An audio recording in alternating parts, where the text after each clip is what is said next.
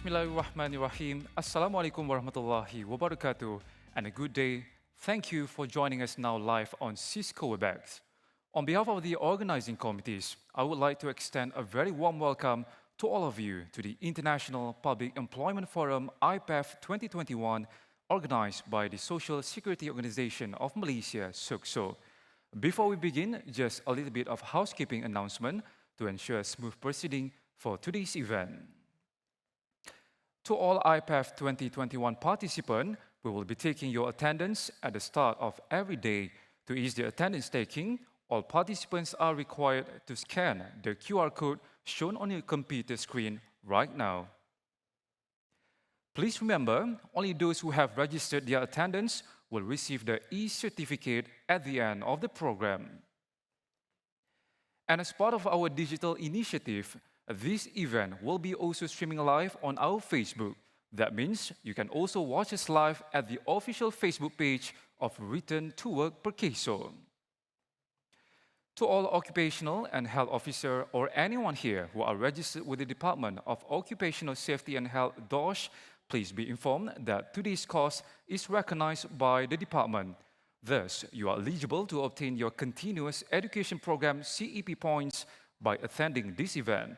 But just be sure to complete the registration and the feedback form before the end of the second day of this program. Besides that, for those of you who are a medical practitioner or working in the healthcare industry, specifically doctors, nurses, pharmacists, assistant medical officer, allied health practitioner, and Malaysia Optic Council, you may also collect your continuing professional development CPD points by joining this event. But please remember to register the event and complete the feedback form in order to obtain the point. At the end of every session, we will be taking some questions from participants. For that, we would greatly appreciate if you could drop your questions in the WebEx chat box, and please remember to provide us with your email address too. Or for those who are watching us live on Facebook, you may leave your comment there, and all questions will be taken and shared to our speakers, and then we will send you the answer once it's ready. To make this even more interactive, we will also be playing some trivia games with all participants. You are all invited to join this game and stand a chance to win some amazing prizes. You may participate in the game by downloading the Kahoot apps on your mobile device, or you can open Kahoot using browser on your mobile device using the link given. Make sure to get your fingers ready, because the fastest to answer all our trivia questions correctly might be the lucky winner. Ladies and gentlemen, we would also like to ask for your cooperation to kindly mute your microphone throughout the session. Thank you for your kind cooperation and attention.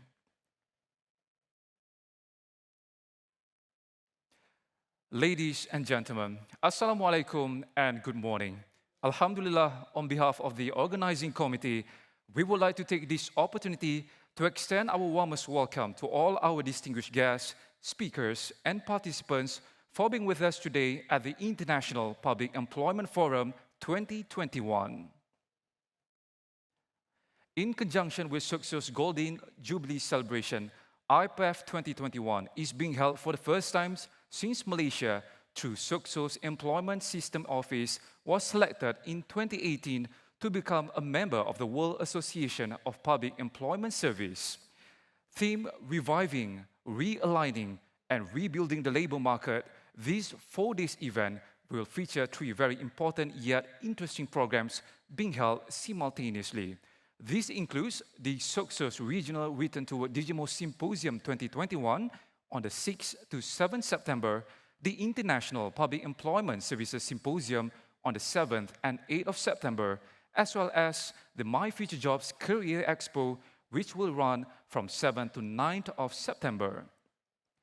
The SOCSO's Regional Return to Work DIGIMOS Symposium 2021, which is themed Navigating Disability Management Through the New Normal, Return to Work Process Re-engineering, aims to create a platform for dialogue and knowledge sharing from experts in the field of disability management, work intervention, and workplace adaptation with the best methods and solutions for employee management post-COVID-19 disability.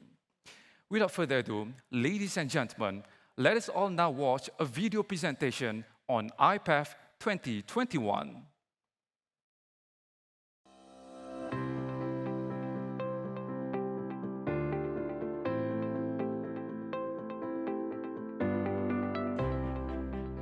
Social Security Organisation of Malaysia, SOCSO, proudly present the International Public Employment Forum IPAF 2021, organised for the first time in Malaysia, with the theme Reviving, Realigning and Rebuilding the Labour Market.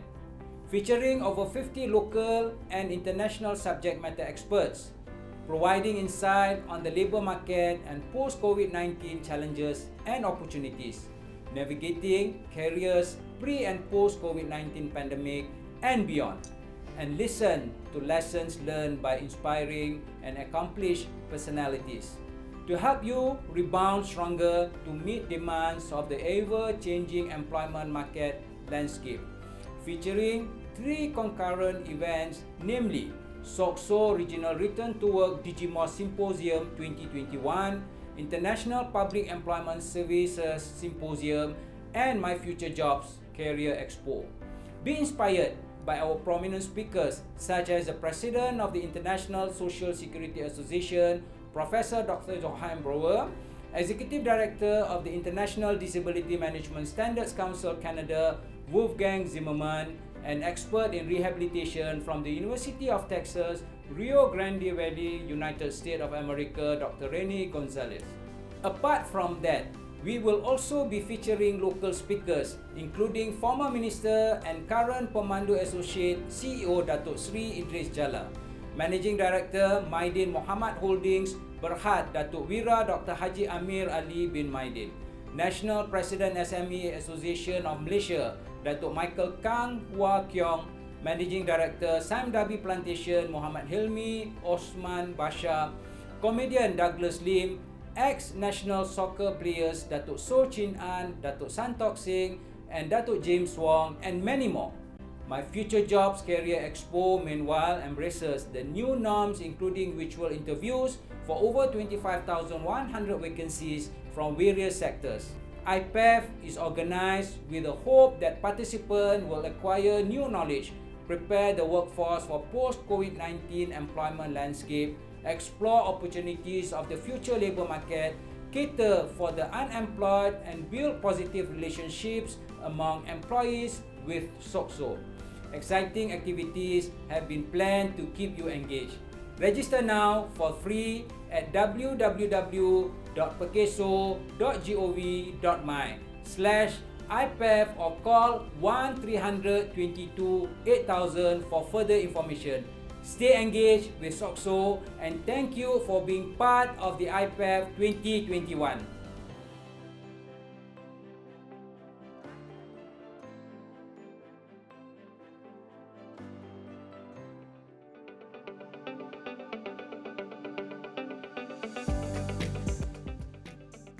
Thank you, Dr. Azman. Ladies and gentlemen, our event will start back at 9 a.m. Malaysian time approximately, so stay tuned.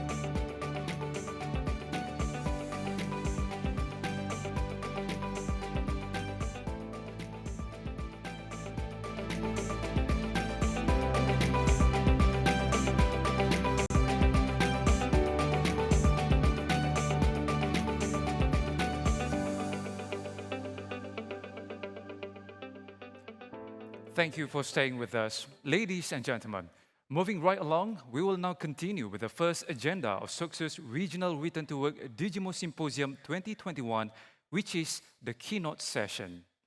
Before we proceed, I would like to inform all participants that during the keynote session, we will not be accepting any live verbal questions from participants.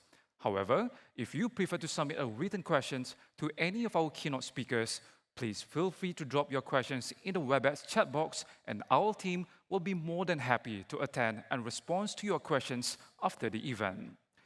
Ladies and gentlemen, before we go to our very first keynote session, allow me to briefly introduce you to our speaker.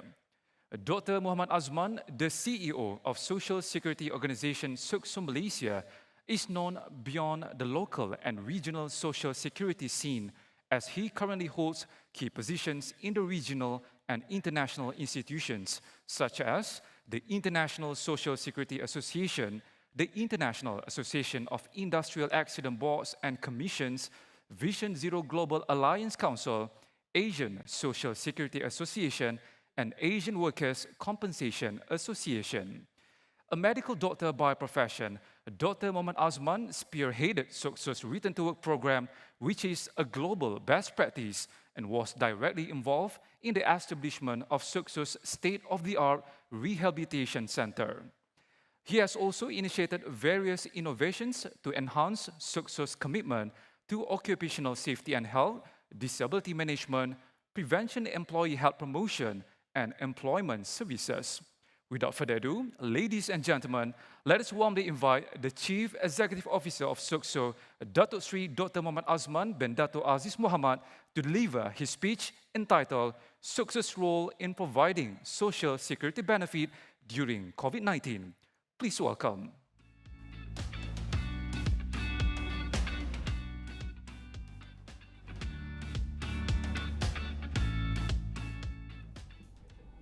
Bismillahirrahmanirrahim. Thank you Muhammad Syafiq bin Adnan di MC. Yang bahagia Profesor Tan Sri Datuk Dr. Haji Muhammad Hanifah bin Haji Abdullah, Chairman of the SOCSO Board. Yang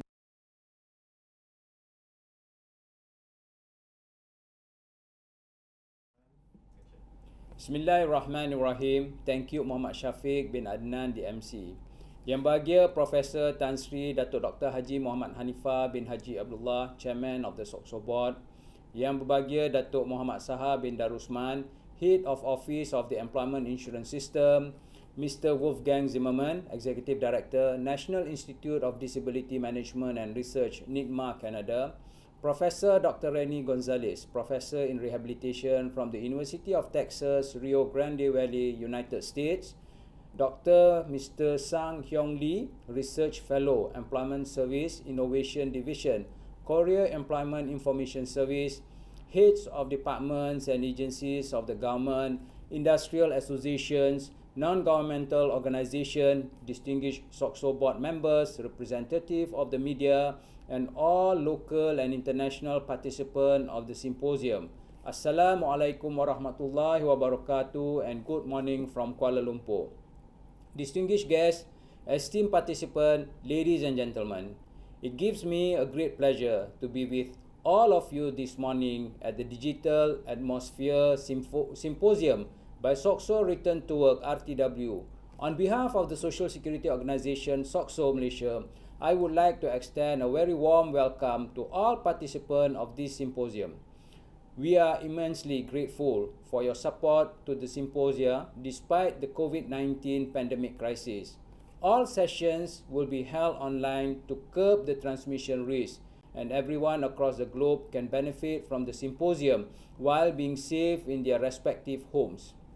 On behalf of SOCSO, I would like to express our gratitude for the support extended by the Malaysian government to this symposium. I would also like to extend my appreciation to everyone involved in preparing and organizing this symposium for their hard work and great effort, particularly in conceptualizing its programs. With renowned leaders and experts from the Southeast Asia region taking part in this event, I hope that this symposium can help us to further deepen our knowledge in finding the right solution with evidence-based practices to improve our approaches in disability management especially post-COVID-19. Today, I will elaborate on the roles of SOCSO in delivering better social security benefits during the COVID-19 pandemic, and I will also share some key issues and challenges faced in implementing Return to Work program, as well as the approaches taken to ensure effective disability management during the current trying times. I hope that this keynote address will set the tone for subsequent discussions among our experts and practitioners from around the region to add value and enhance disability management practices in respective countries. Ladies and gentlemen, let me start by going through briefly the initiative implemented by SOCSO in distributing financial aid, social protection, and employment services to the people affected by the COVID-19 pandemic. Given our experience and proactive role in social security protection, in addition to the required infrastructure and outreach, SOCSO has been tasked with implementing government initiatives to assist affected employers and employees during the crisis. To summarize, we have built a three-pronged strategy, which start with retention through the wage subsidy program, relief through the enhanced and extended job search allowances, and finally, recovery through the hiring incentive program. Through 7 stimulus packages, SOCSO has successfully disbursed more than Rm 18 billion ringgit in wage subsidies, job search allowances, and hiring incentive as of today. The financial aid equivalent to at least 1.5% of Malaysian GDP was channeled to stabilize the labour market following the economic shocks of the COVID-19 pandemic. Other initiatives also include matching of full contribution for vulnerable self-employed workers such as gig riders under the Self-Employed Social Security Scheme. All of these initiatives run simultaneously to ensure that those affected are covered by social safety net.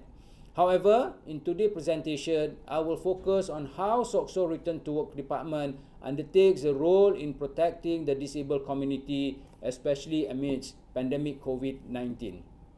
Shifting away from cash assistance only, SOCSO introduced the Return to Work RTW program in 2007 as a proactive approach in helping injured or invalid workers return to work when the maximum medical improvement is achieved.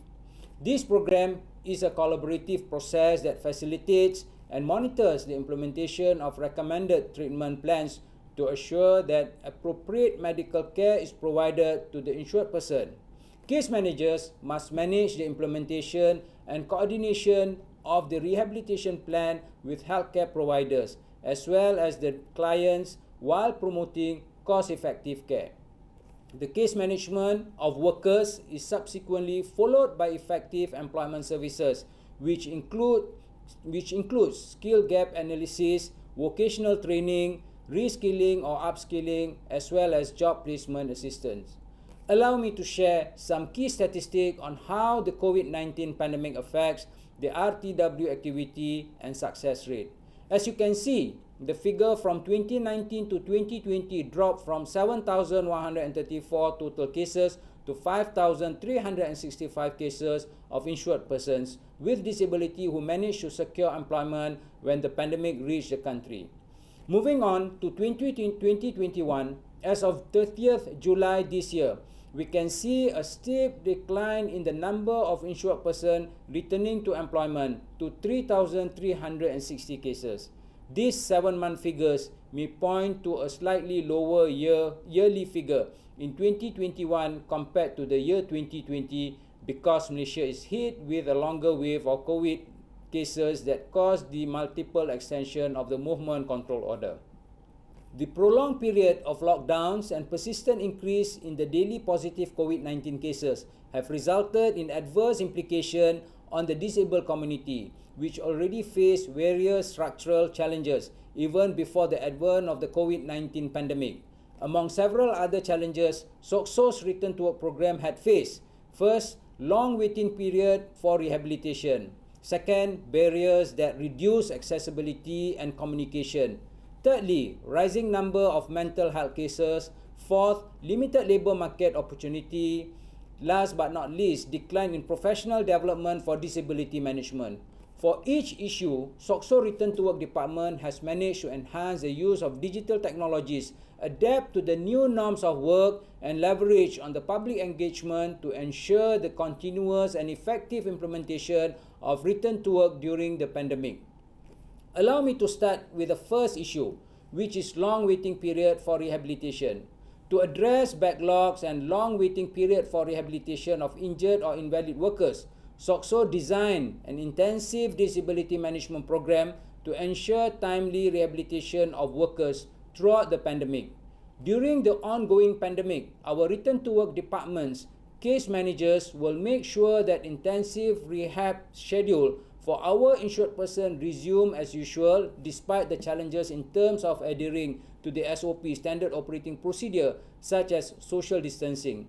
This was executed through careful scheduling of rehabilitation, targeting rehabilitation by location and providing transportation where necessary. Currently, there is a restriction of admittance into public and even private hospitals because of the overwhelming number of COVID-19 patients. Only those with severe cases are allowed appointments for rehabilitation treatment, counseling treatment, or medical appointments to reduce the risk of COVID-19 transmission among patients.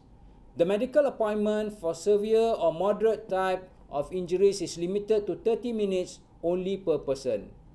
During this period, disability management adapted to limited care and rehabilitation facilities. Due to the restrictions taking place, especially in the government hospital, SOCSO provides additional support, which include transport and mobility assistance that would allow each of our insured person to seek the treatment at our appointed rehab centers all over Malaysia. The improved support systems ensures that our insured person can achieve occupational recovery and able to return to work to sustain their living.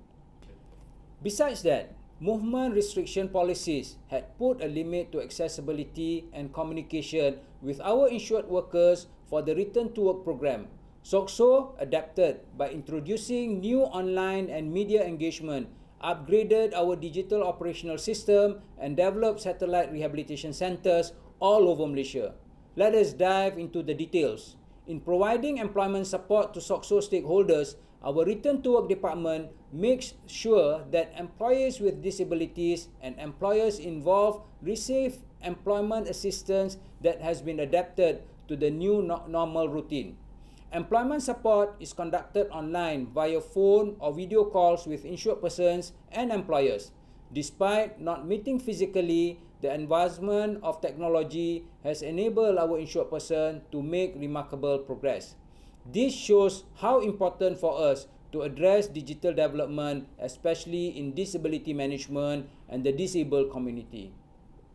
We also assist our insured person by providing them with aid tools such as wheelchairs, crutches, and even nutritional supplements such as milk to boost the bone growth of people who were involved in accidents that affected their bones regeneration.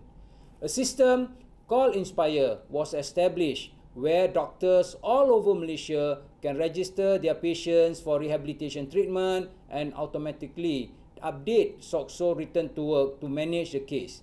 In addition to that, all employers, insured person, or even doctors can register cases that require disability management assistance at our Return to Work official's website that serves as an online case referral system. To expand our rehabilitation programs for insured persons, SOCSO Rehabilitation Centre has introduced a new approach during this pandemic, which is the satellite rehab services that aims to increase our reach, even those in rural areas. The strategy focuses on having more sub-branch of SOCSO rehabilitation centers in different states in the country, which is in line with our belief that everyone, wherever they are, should have access to quality healthcare services where and when they need them without any financial hardship. The centers include the full spectrum of services needed throughout their life cycle, from health promotion to prevention, treatment, rehabilitation, and palliative care, and is best based on a strong primary healthcare system. In 2020, we found that on average, every ringgit Malaysia we spend by SOCSO on Return to Work program will benefit each workers with an average of RM 161, or in other words, 161% in return. Distinguished speakers, ladies and gentlemen, aside from the physical aid and assistance provided to the disabled community by focusing on orthopedic, neurological or medical cases, SOCSO Return to Work also focuses on the mental health support for our insured person. We provide psychological well-being and emotional support to employers and employees, especially those who are affected by the pandemic crisis. The COVID-19 pandemic situation is known to have mentally and emotionally affected people in the country, such as increasing anxiety, depressive mental state, and even burnout symptoms among the least vulnerable persons. Thus, one of the fundamental roles of our Return to Work department is to address these mental health challenges during the ongoing pandemic.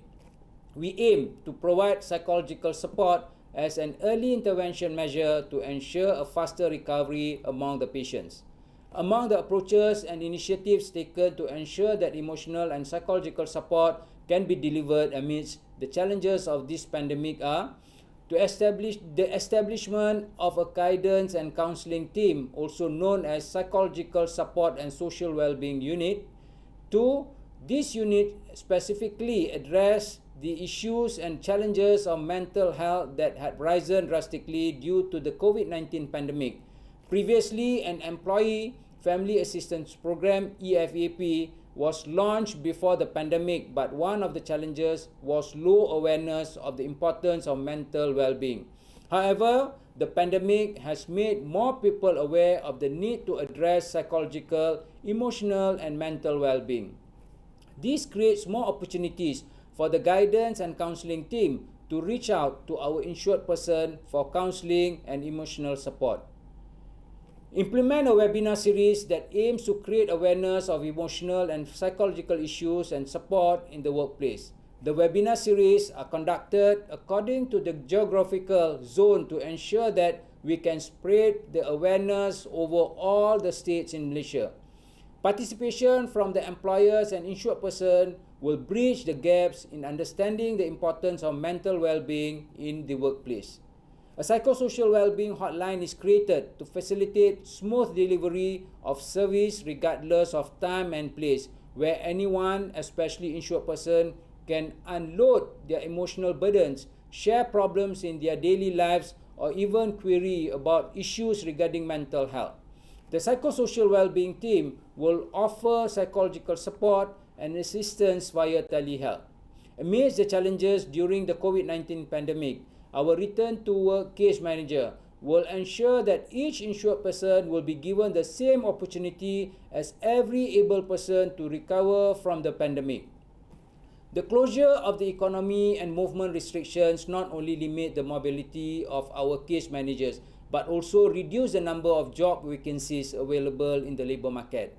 These have made it more difficult for disabled workers to participate in the labour market. Therefore, SOCSO introduced several active labour market programs to promote employment in the formal and gig economy. Hiring incentives were introduced specifically to job seekers with disabilities or any insured workers under the Return to Work program. The incentive is set at 60% of the wages and given to employers that hire the targeted job seekers for 6 months duration. Workers can also enjoy training benefits worth up to RM 7,000 ringgit to meet the skills required for the job placement. In addition, mobility allowances are also provided to job seekers that ease the travel expenses or relocation of workers across the country for job placement. The concept is also applied to opportunities in the gig economy where work incentives worth RM 600 monthly are also given directly to the Return to Work participant who enter the gig economy. Recognizing opportunities and demand in the gig economy during the pandemic, the incentives promote portability of workers across formal employment and gig employment. In fact, our Return to Work department also arranges entrepreneurship courses to help insured persons with disabilities to generate income during this challenging period. SOCSO Return to Work has also collaborated with InScan, an agency under the Ministry of Entrepreneur Development and Cooperatives, MDEC, that offers entrepreneurial capacity building through training and mentoring programs. In compliance with the SOP, the training assistance is delivered via online classes for the participant. This specialized entrepreneurship training has sparked strong motivation among most of the insured persons who lost their source of income for an extended time due to prolonged waiting time for hospitalization or the impact of injuries. Distinguished speakers and participants of the symposium, SOCSO believes in the importance of lifelong learning, which is important to overcome challenges in disability management. Case managers who deal with various parties to help get the insured person back at work need to gain new knowledge on case management that could assist in making decisions using evidence-based practices and practice-based evidences. We also conduct the Continuous Disability Management Education (CDME) program by inviting several experts in their respective fields from within and outside the country to share new knowledge in the field of disability management. This program aims to provide exposure to the latest practices and knowledge of disability management. Besides that, we also have another program called InReal that gathers all research studies that have been conducted in collaboration with a few universities for deeper analysis of return to work data. The sharing of the finding is expected to provide new ideas and information to case managers to have a clear and better understanding of the motivation and barriers faced by insured person. Efforts will be mobilized towards promoting InReal programs to insured person and stakeholders, while at the same time identifying solution or learning new intervention for each of the issue studies. The InReal program, which is conducted online, will not only increase the knowledge of the participants but also improve the image of SOCSO staff who are competent and skilled in managing cases involving insured persons, employers, and other stakeholders. This program can also be used as a promotional medium on disability management practices targeted at academicians, university students, and disability practitioners, in addition to exchanging ideas and experiences on issues related to the research findings. In developed countries, Certified Disability Management Professional (CDMP) has played a key role in facilitating disability management programs. Workplace-based disability management focuses on returning workers who were previously injured or ill to meaningful and productive work. In doing so, it improves the quality of life of the employees, saves social costs, and reduces financial costs of lost productivity and insurance to the employers. Disability management professionals and practitioners in Malaysia and the Asian region can now take the CDMP examination and become certified at a minimal cost. SOCSO Malaysia, the authorized licensing body, offer the CDMP examination for interested individuals in the region. Our Return to Work department has organized multiple courses and examination series throughout the year, even during the pandemic. We believe that the certification should continue even during the crisis, as the knowledge and the practice of disability management can open the eyes of more parties to the importance of accommodating persons with disabilities and upholding their right to work. To further strengthen the practice of disability management in the Southeast Asia region, SOCSO is assisting other countries in the region by offering the certification program. So far, 252 people have passed the examination and became CDMP certified. Of the total, 5 are from the Badan Penyelenggara Jaminan Sosial Ketenagakerjaan BPJS Indonesia. Distinguished guests, ladies and gentlemen, our Return to Work team has also reached out to help a few countries through collaboration to create a better framework and good policies in disability management, such as with the Philippines, Brunei, Bangladesh, and Hong Kong. The engagement and collaboration are done via online conference calls to reach a better understanding of different approaches in disability management within the region. And we are more than happy to assist any countries in Asia through collaboration and exchange of ideas in disability management. As SOCSO implements the extension of social security coverage for employment injury to migrant workers, it is also within our interest to promote portability of disability management practices within the region.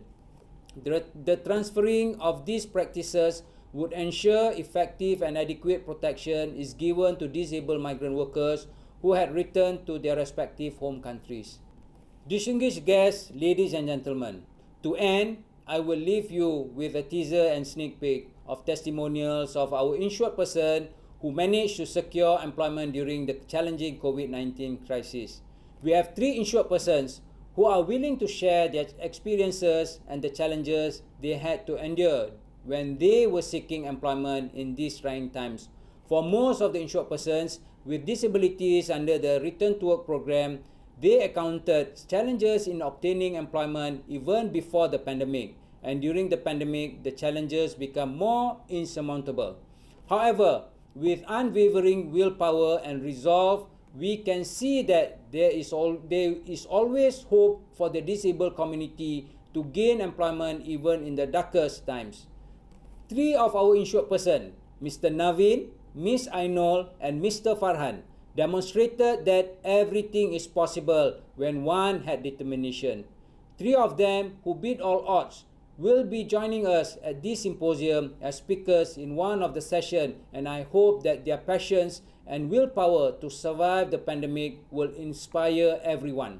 You can also see how SOCSO extends our helping hand to ensure that they could excel during the toughest time by focusing on the right tools and methods in overcoming the challenges through digitalization. This sharing session will take place on 7 September, the second day of the forum at 2 p.m. in Room A. I do sincerely hope that the 2-day symposium, which will end tomorrow, will provide us with useful insights that will contribute to the enhancement of disability management practices, particularly in how to implement disability management during the COVID-19 crisis and how we can effectively link to the discussions on communication, strategy, and aid effectiveness. Thank you very much for your kind attention, and I hope this symposium will bring innovative ideas and great success. Stay safe, stay healthy. Thank you.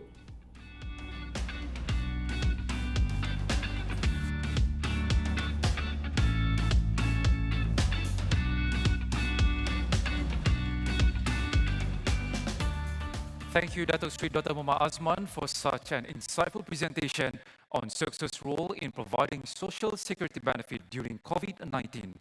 While SOCSO previously only focused on protection for employers and employees in the formal sector, recent developments, especially during the pandemic, have required SOCSO to re-evaluate its protection concept and service supports for self-employed individuals who assume the role of both employers and employees. I believe SOCSO, as the leading provider of social security protection in Malaysia, the organization has a role to play in making the social security more inclusive by ensuring that no individual is left behind in receiving its protection and services. Ladies and gentlemen, we are now moving to the next keynote presentation. Allow me to briefly introduce you to our next speaker's biography.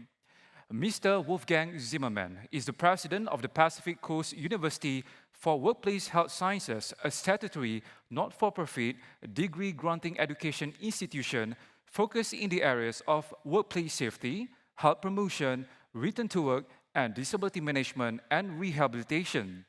Wolfgang is also the executive director of the National Institute of Disability Management and Research, an internationally recognized not-for-profit organization committed to reducing the human, social, and economic costs of disability through implementation of workplace-based reintegration programs. He became involved in the disability management field in the late 1980s and has held a wide range of private and public sector appointments, such as the chair of the Premier's Council for Persons with Disabilities, vice chair of the Employment Equity Board, panel of administrators for the BC Workers' Compensation Board, Ministers' Council for Employment for Persons with Disabilities, National Advisory Board for Veteran Affairs, and has appeared before parliamentary and Senate committees as expert witness. Without further ado, ladies and gentlemen, let us warmly invite Mr. Wolfgang Zimmermann from National Institute of Disability Management and Research Canada to deliver his speech entitled Building a Culture of Accommodation in the Workplace. Please welcome.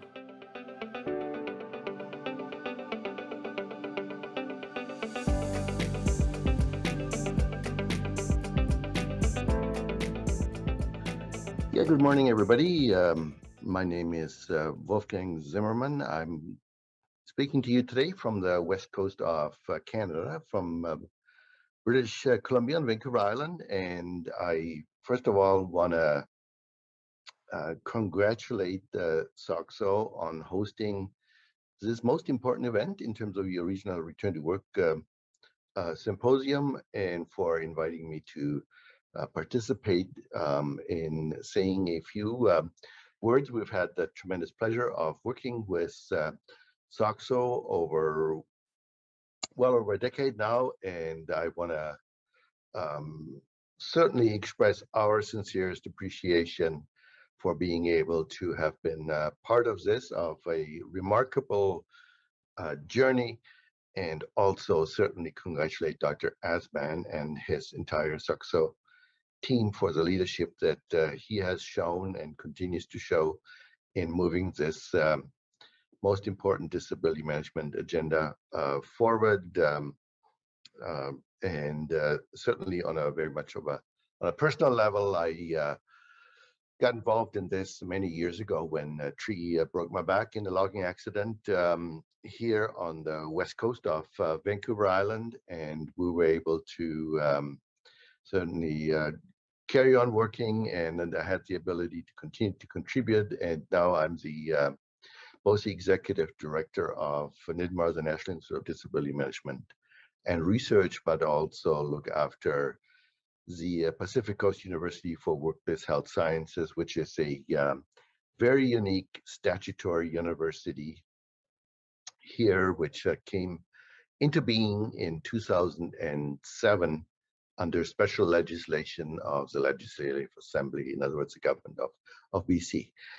So my presentation today is titled Building a Culture of Accommodation in the Workplace, and I will take you through a fairly extensive a PowerPoint, but I will only highlight those key points that I'm looking to address in this presentation, because certainly everybody is and will be able to get copies of those slides directly from us. But by way of context, building a culture of accommodation in the workplace is really describing two very recent and major initiatives by both the British Columbia and the Canadian governments. And the Canadian government commitment towards building a culture of accommodation only actually came into a reality this past Friday through a funding announcement by our Federal Minister for Workforce Development, Labor, and Disability Inclusion, the Honorable Carla Qualtrough. So it's really quite a unique initiative that addresses the needs that we are trying to articulate, and that's really ultimately a recognition of what we call a 1+1 realization, and that is that if an individual with a disability has been out of work for a year, then the chances of that individual ever going back to work are 1% or less. And so the entire strategy in Canada is really realigned around this realization that unless we intervene early, chances for the individual of ever going back into the workforce in any meaningful function is extremely marginal. So with having said that, I will just now start with our PowerPoint presentation, and hopefully we'll be able to address some of the key issues that I think disabled workers, employers, and our society around the world face today. Okay, what I'd like to do as a first step is to give you a bit of a context, and I know that certainly my time is limited this morning, but I think what's important for all of us to understand is what the economic context is, and what also the incident context is that we are dealing with. And as you can see, these are the number of individuals, the 7,500 workers that die every single day from a work-related accident. But the important part for us is that this only reflects about 30%. 30% of all disability-related impairments are actually caused by occupational injuries or disease, which means 70% is comes through the non-occupational side. We certainly have also some very significant challenges, obviously, across Canada. Here, as you can see, we've stayed relatively steady, unfortunately, with about 1,000 fatalities per year, which has been consistent over the last 10 years. Here in our province, British Columbia, with about 5.2 million people, we have on average between 140 to 170 annual industrial fatalities. I think it's also important to realize that the ratio is about 30, 35 times. In other words, for every fatality, there are about 35 permanent disabilities, which translates here in BC to roughly 5,000 permanent disabilities per year just on the occupational side. Obviously, mental health is a huge issue. One of the areas that I think everybody around the world, including, of course, all of you are dealing with, is the whole area of COVID-related mental health. That when we produced this, we was not even as much on the radar as it has, of course, been for the last year and a half, and we really don't know what the long-term consequences are, especially with about 10% of all COVID cases, and also translating into long COVID. And as we like to say here, COVID will become a researcher's paradise for many decades to come. The unemployment rate is obviously very, very high, and unfortunately here in Canada, we have about 1.4 million individuals with disabilities that live below the poverty line, and roughly 50% of all poverty cases in Canada have a disability component, 30% the individual with a disability themselves, 20% where somebody needs to look after someone with a disability in their family and can't optimize their obviously their economic opportunity to be in the labor force.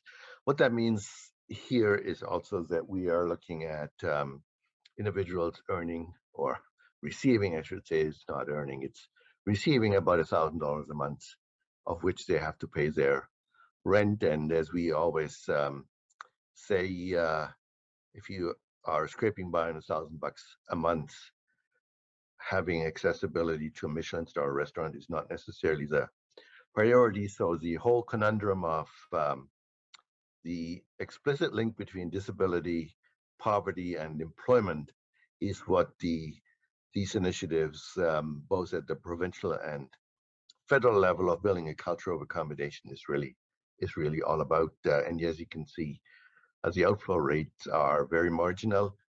Just by way of context, about 25 years ago, 25% of the total disability, of the total welfare caseload in this province were individuals with disabilities. It's now at 75% and increasing. So these were the challenges that we were trying to address many, many years ago in terms of disability costs, knowledge economy, and so on. And where we came to the whole notion of workplace-based disability management is really through innovative initiatives that actually came out of the self-insured employer community in the United States, where they pay for workers' compensation, short-term disability, and long-term disability themselves rather than going through insurance companies. And as a result of that, that's where then they were able to immediately see where the funds were going, namely that costs were translated to the bottom line rather than being absorbed through insurance premiums. And that then led in 1986 to the federal government of Australia being the first in the world to introduce comprehensive disability legislation. So this then showed us that we were able to significantly lower disability related costs, but part of the key driver for the building a culture of accommodation is the fact that if employers are accommodating their own employees, then they will also be much more likely to accommodate someone with a disability from the outside.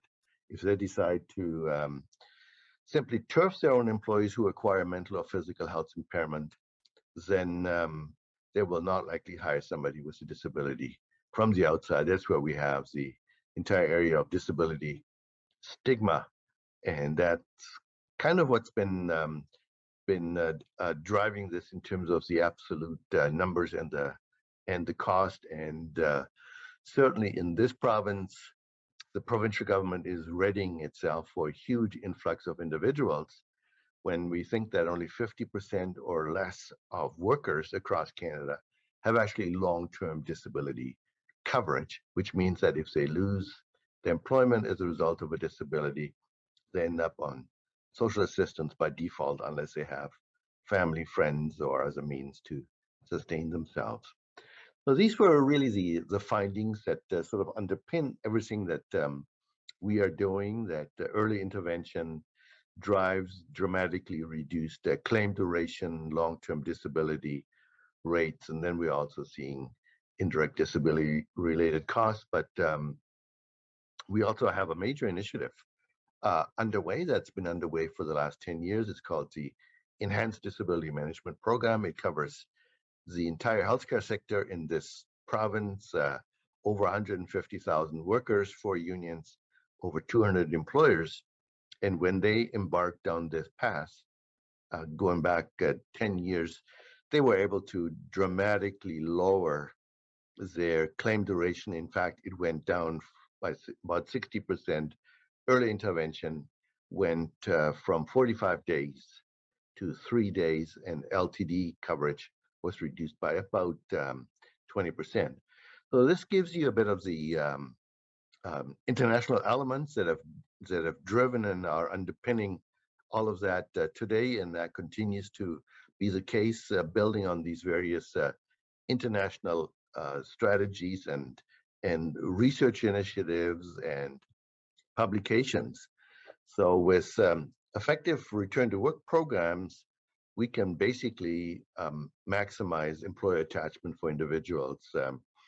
80% of all impairments happen during somebody's working life, whether that's a mental health or physical health impairment. So that's why the workplace is absolutely key to this. And when we talk about the labor force participation of individuals with disabilities, a few years ago, the Federal Department of Labor in Ottawa conducted a study to test the hypothesis that those employers, and we have about 500 employers in Canada that fall under federal jurisdiction. The rest of them all fall under provincial jurisdiction.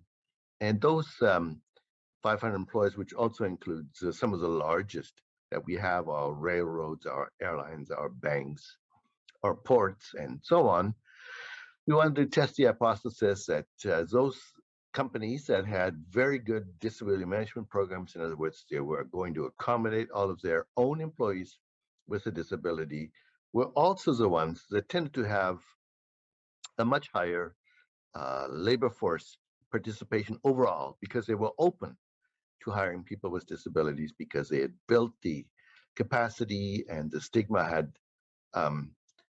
disappeared. And certainly we've had, as a very small organization, had that experience over the last few years ourselves, where several of our staff acquired some significant health challenges, and we've worked our way around that, and we were quite successful with that, and that's really what this is all about. The mental health side, of course, is a huge concern, and as I mentioned earlier, it's something that will be exacerbated through COVID, the isolation, depression, stress, and so on. For us here at the university, we've been extremely fortunate that we have the physical facilities that have allowed us to safely continue working from the building, but certainly we know of enough cases where, especially with individuals living in relatively small accommodations, where all of a sudden both spouses are at home, kids are no longer in school, where it's created tremendous pressure.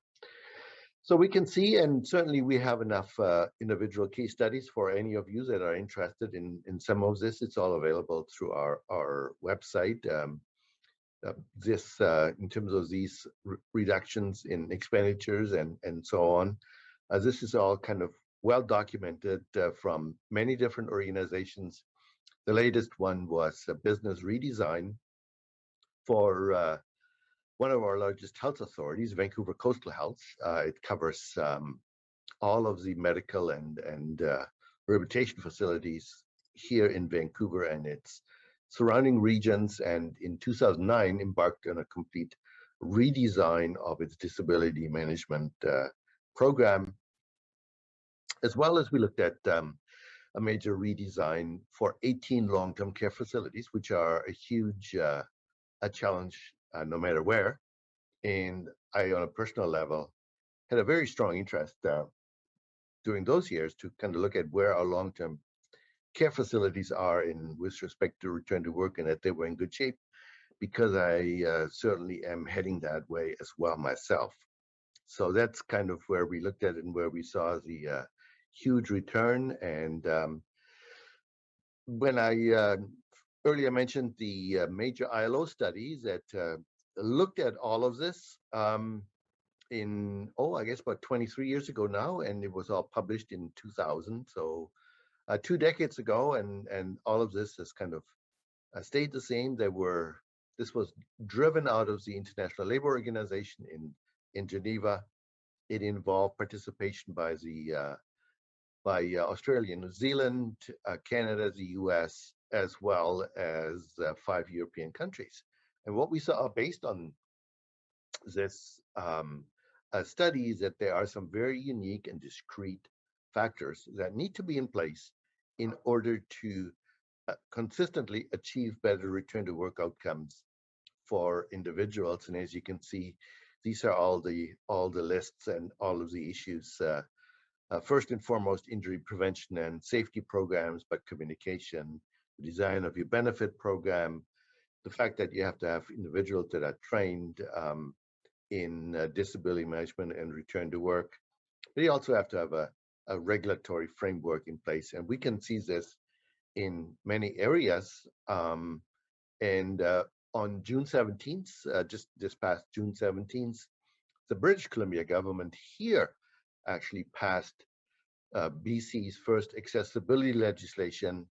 And some of us are now participating in fleshing this out through regulations, so that over the next few years, we are hoping that large organizations and ultimately also smaller private sector organizations will have dedicated return to work programs in place, as we see in other areas. And we are also seeing this. Ontario is a very good example in our country, where the return to work regulations are in place under workers' compensation legislation, but also under civil rights legislation. So this is, as I mentioned earlier, the challenge that we have, and it's a real challenge. 75% of our social assistance caseload is persons with disabilities. So we've had until recently basically full employment in this province, and structurally full employment, around 45% unemployment. But many individuals that were able-bodied and were on social assistance have been able to get back into the workforce once they overcome their some of their mental health challenges that they deal with. The unfortunate part for individuals with disabilities is that it's really double whammy in the context of both having significant mental or physical health impairment, plus deal with the impression as the the depression that in many cases goes along with that, and that kind of leads us to the number one priority that currently the federal government in Canada is trying to address and has identified as its number one priority in our disability inclusion survey, and that is the interface between disability, poverty, and employment, not to say all the other areas that are associated with that.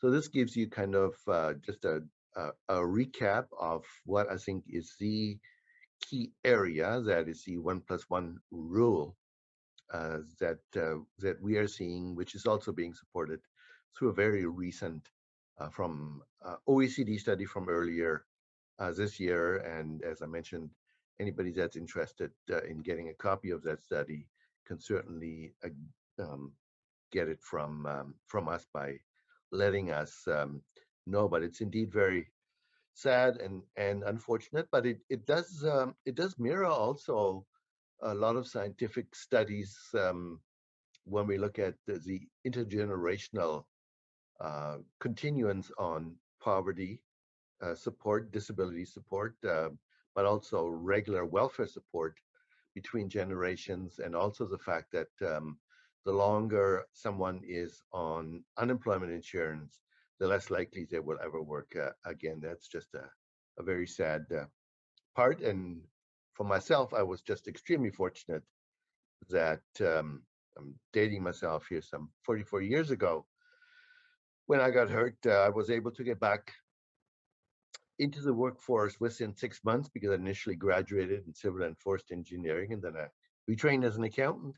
But this was a logging camp that was about as inaccessible as you'd ever find it. And what is key to a successful return to work is the attitude. It's the attitude of the workplace. Secondarily, of course, is the question of accessibility, and thirdly is the whole area of personal suitability of the individual. In my case, this was a logging operation with about 450 workers.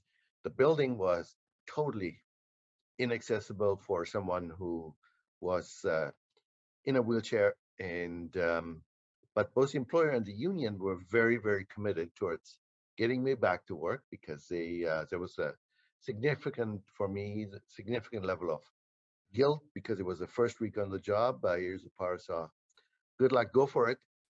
And so the union became very supportive, and the company did accept responsibility. It was the biggest employer in British Columbia, largest forest company in Canada. And once the attitudinal question had been moved out of the way, it took about couple of hours for the engineering crew to figure out how to build access to the building.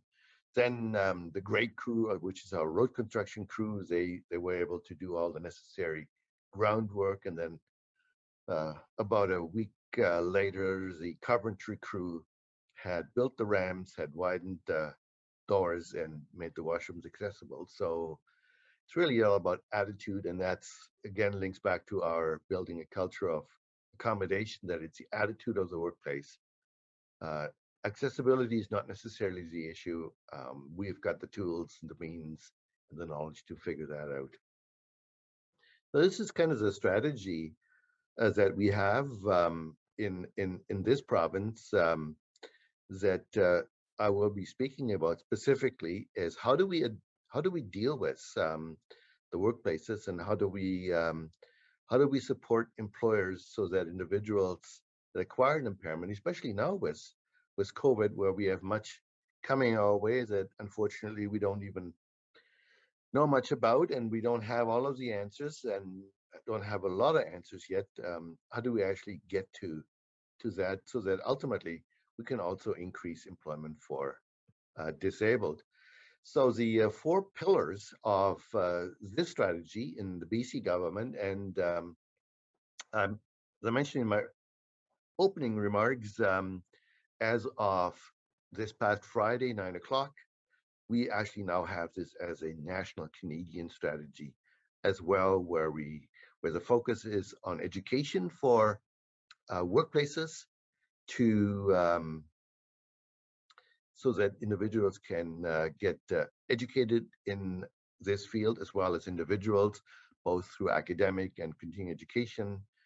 Then to look at the promotion of professionalization, and I'm extremely pleased that certainly under Dr. Asman's leadership, SOCSO was an early adopter some 10 years ago now, I guess, of the CDMP professional designation, and continues to advance this and moves this forward. And now, both through our provincial as well as the Canadian government strategy, they have formally endorsed the CDMP designation, which provides for us here in BC for 60 residents of this province over the next number of years, to 3 years to be specific, to obtain their CDMP. It pays for the professional certification exam fees, and there's the same at the federal level, where 50 individuals can go through this. A number of workers' compensation boards, the Ontario one, which is the largest in Canada more specifically, has made the CDMP designation the standard for its entire 350 member group that are part of their return to work division.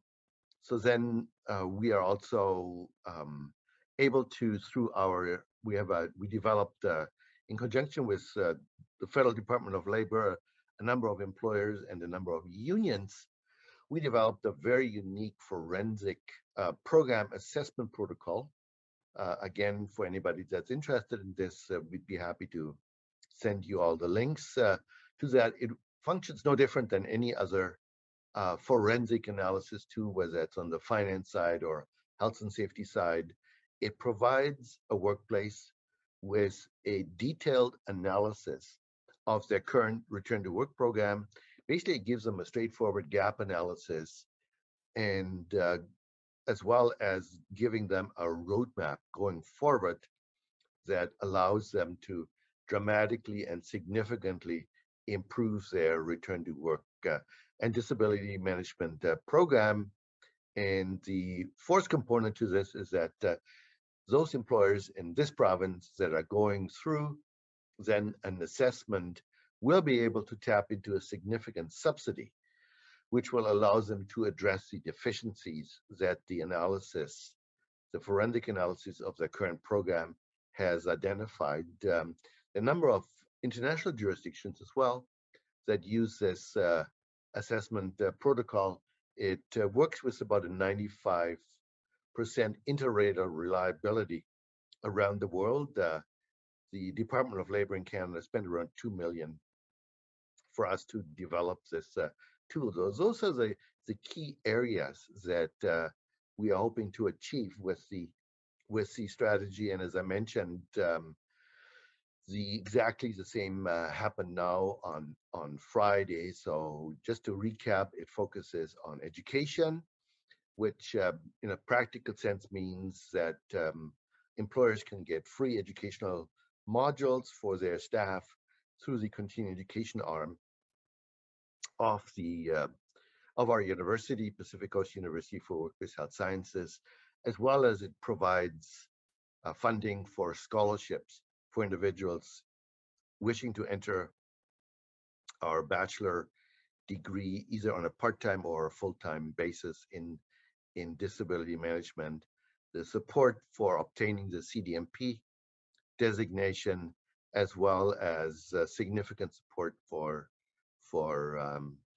employers to obtain an assessment of their return to work program. In fact, this builds on a previous initiative under, in fact, the Conservative government back in 2008, And that then really led to the entire enhanced disability management program the, across the healthcare sector in BC.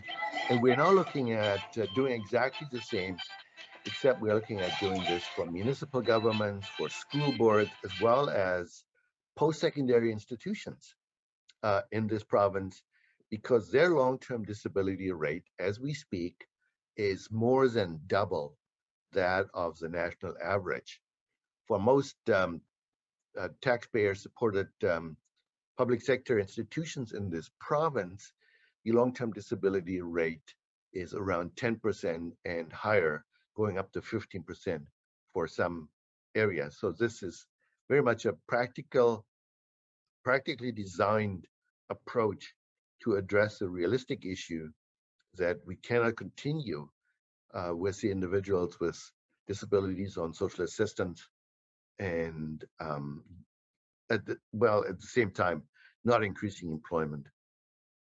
So here is a bit of detail. You can find, as I mentioned, all of this on our website, as well as what's happening. And certainly, SOCSO has been a tremendous leader in all of Southeast Asia and beyond in moving this agenda forward, which is really tremendous, recognizing under Dr. Asman's leadership early on that once individuals are on the social security system with a disability, it is infinitely more difficult to get them back towards productive life in the workforce. And unless you have financial resources that you can rely on, you're certainly not going to shape your world by earning $1,000, or again, by getting $1,000 a month that also covers your rent and so on. So underpinning this again is the and of course this is speaking to the converted. All of you have tremendous knowledge of the CDMP and the essential skills and competencies that are underpinned. And for those that may not be aware, this was again essentially a $2 million exercise that was supported through the Federal Department of Human Resources in Ottawa through its occupational standards development branch. And we had embarked on this process again 20 years ago. And in 2002, the Federal Workers' Compensation Board of Germany was actually the first one to adopt the CDMP as its standard for return to work professionals and disability management professionals across all of Germany. Now, many jurisdictions around the world have moved down this path, and we continue to add to the list of individuals. And with the Ontario Workers' Compensation Board having made this their standard, our next CDMP examination here in Canada, which has been postponed a few times because of the COVID-19 implications, is on September 1st. And we have now over 200 individuals that are registered to rate the exam. The employer support strategy is really, as I mentioned, assisting employers with a very practical tool, no different than if you brought in a major international financial assessment corporation that could look at assisting you on how well you manage your finances, and it gives you a very detailed analysis tool. These are all the elements, again, grounded in research and evidence that the assessment protocol looks at. And we're currently training or are about to train 18 CDMPs in British Columbia under this grant to become licensed auditors, so they can support the demand that we're having and are expected to get for this free assessment. At the same time, it will allow workplaces, employers in this province to align themselves with what we expect will be regulatory expectations with respect to return to work that will be coming over the next few years, excuse me. So this is really then what you will get if your workplace goes through an assessment. you will be able to see where you are in all of these areas, but you also will be able to assess yourself relative to like organizations. For example, this would mean that SOCSO, if SOCSO were to go through this assessment and look at its own return to work program internally for its own staff, would be able to compare itself to federal government departments in Canada, provincial government departments, organizations in Australia, in New Zealand, in Germany, in the United Kingdom, as well as in Ireland. And this really formed the basis for the entire redesign because it pinpoints very precisely where your weak spots are and what you need to address in order to achieve better return to work outcomes. And then this is really the solutions part that is being supported through this government initiative that's moving forward with respect to creating implementation guides, a solutions platform, as well as a series of research reports. So having said all of that, my apologies for running over time a bit, but this is where you can find certainly additional information. We are always open for our continued dialogue.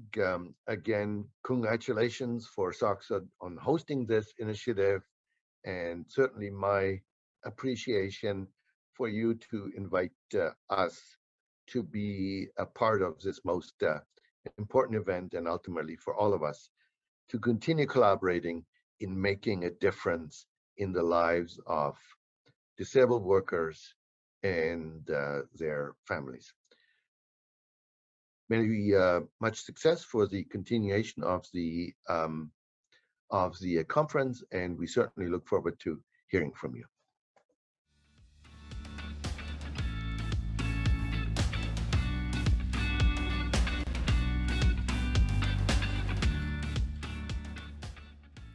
Thank you, Mr. Wolfgang Zimmermann, for the keynote speech on building a culture of accommodation in the workplace, while ensuring the workers who became injured or disabled have the supports they need to be able to return to work is definitely vital to a healthy and just workforce.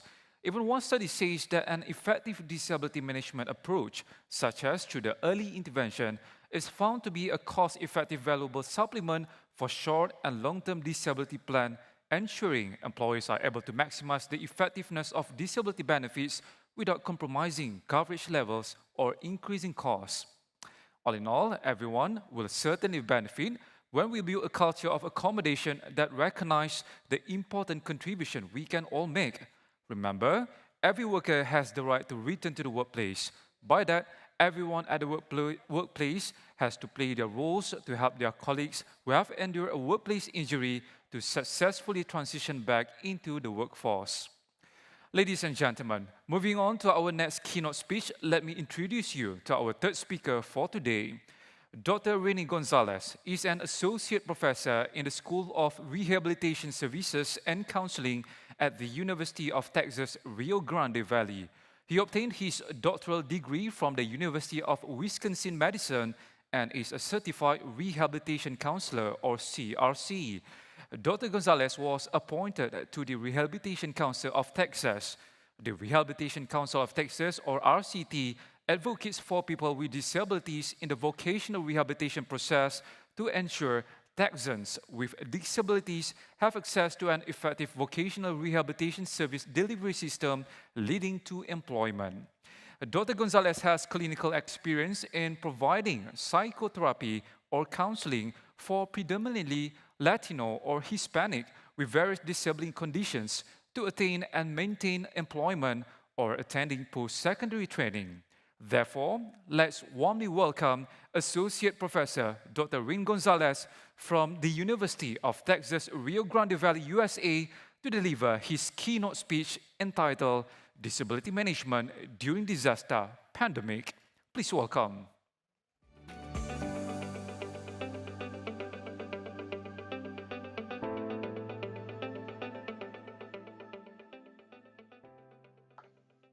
Hello, everyone. It's a pleasure to be here with you today. As I was introduced here, I have well over 25, almost 30 years of experience of working with people with disabilities in different capacities. I myself, being a person with a disability, have experienced quite a bit in the many years that has transpired here in the United States in the areas of legislation and working with people with disabilities and helping people with disabilities, get back into the workforce or to keep working. As I thought about this presentation, several things came to mind regarding the pandemic and people with disabilities. One is the frontline workers, those folks such as therapists, counselors, disability management individuals and whatnot that work firsthand with these folks with disabilities and experience things with them. And so as I thought of putting this presentation together for you all, I thought, well, I'll just talk a little bit about, people with disabilities in general. And here's the overview. People with disabilities, just in general, the importance of taking care of yourself, your well-being, and how critical that plays into it. And as I thought about the pandemic, I thought to myself, it doesn't necessarily need to equate to many of the uncertainties of which we do experience, and we are the key players on this. And I thought maybe I'll address just a little bit on the crisis intervention and the key roles that we play as professionals in the lives of people with disabilities. Now, there's a lot of work that's been done and research with regard to people with disabilities, trying to understand the impact of disability in one's life, what they may experience as far as the world of work, society, the community, and how it affects the family and those around. At times of crisis and at times of pandemic, which is where we're at this point, global, the pandemic, the COVID-19 and all that's going on, sadly, there's not been a lot of research. We do find research relative to, crisis and what we're needing to do and the different infrastructures that are in place to help people navigate through the times of crisis. And then things kind of, settle down and things, for the most part, go back to how they were. Sadly, however, in the times of pandemic, as what we have going on here, there's not as much research.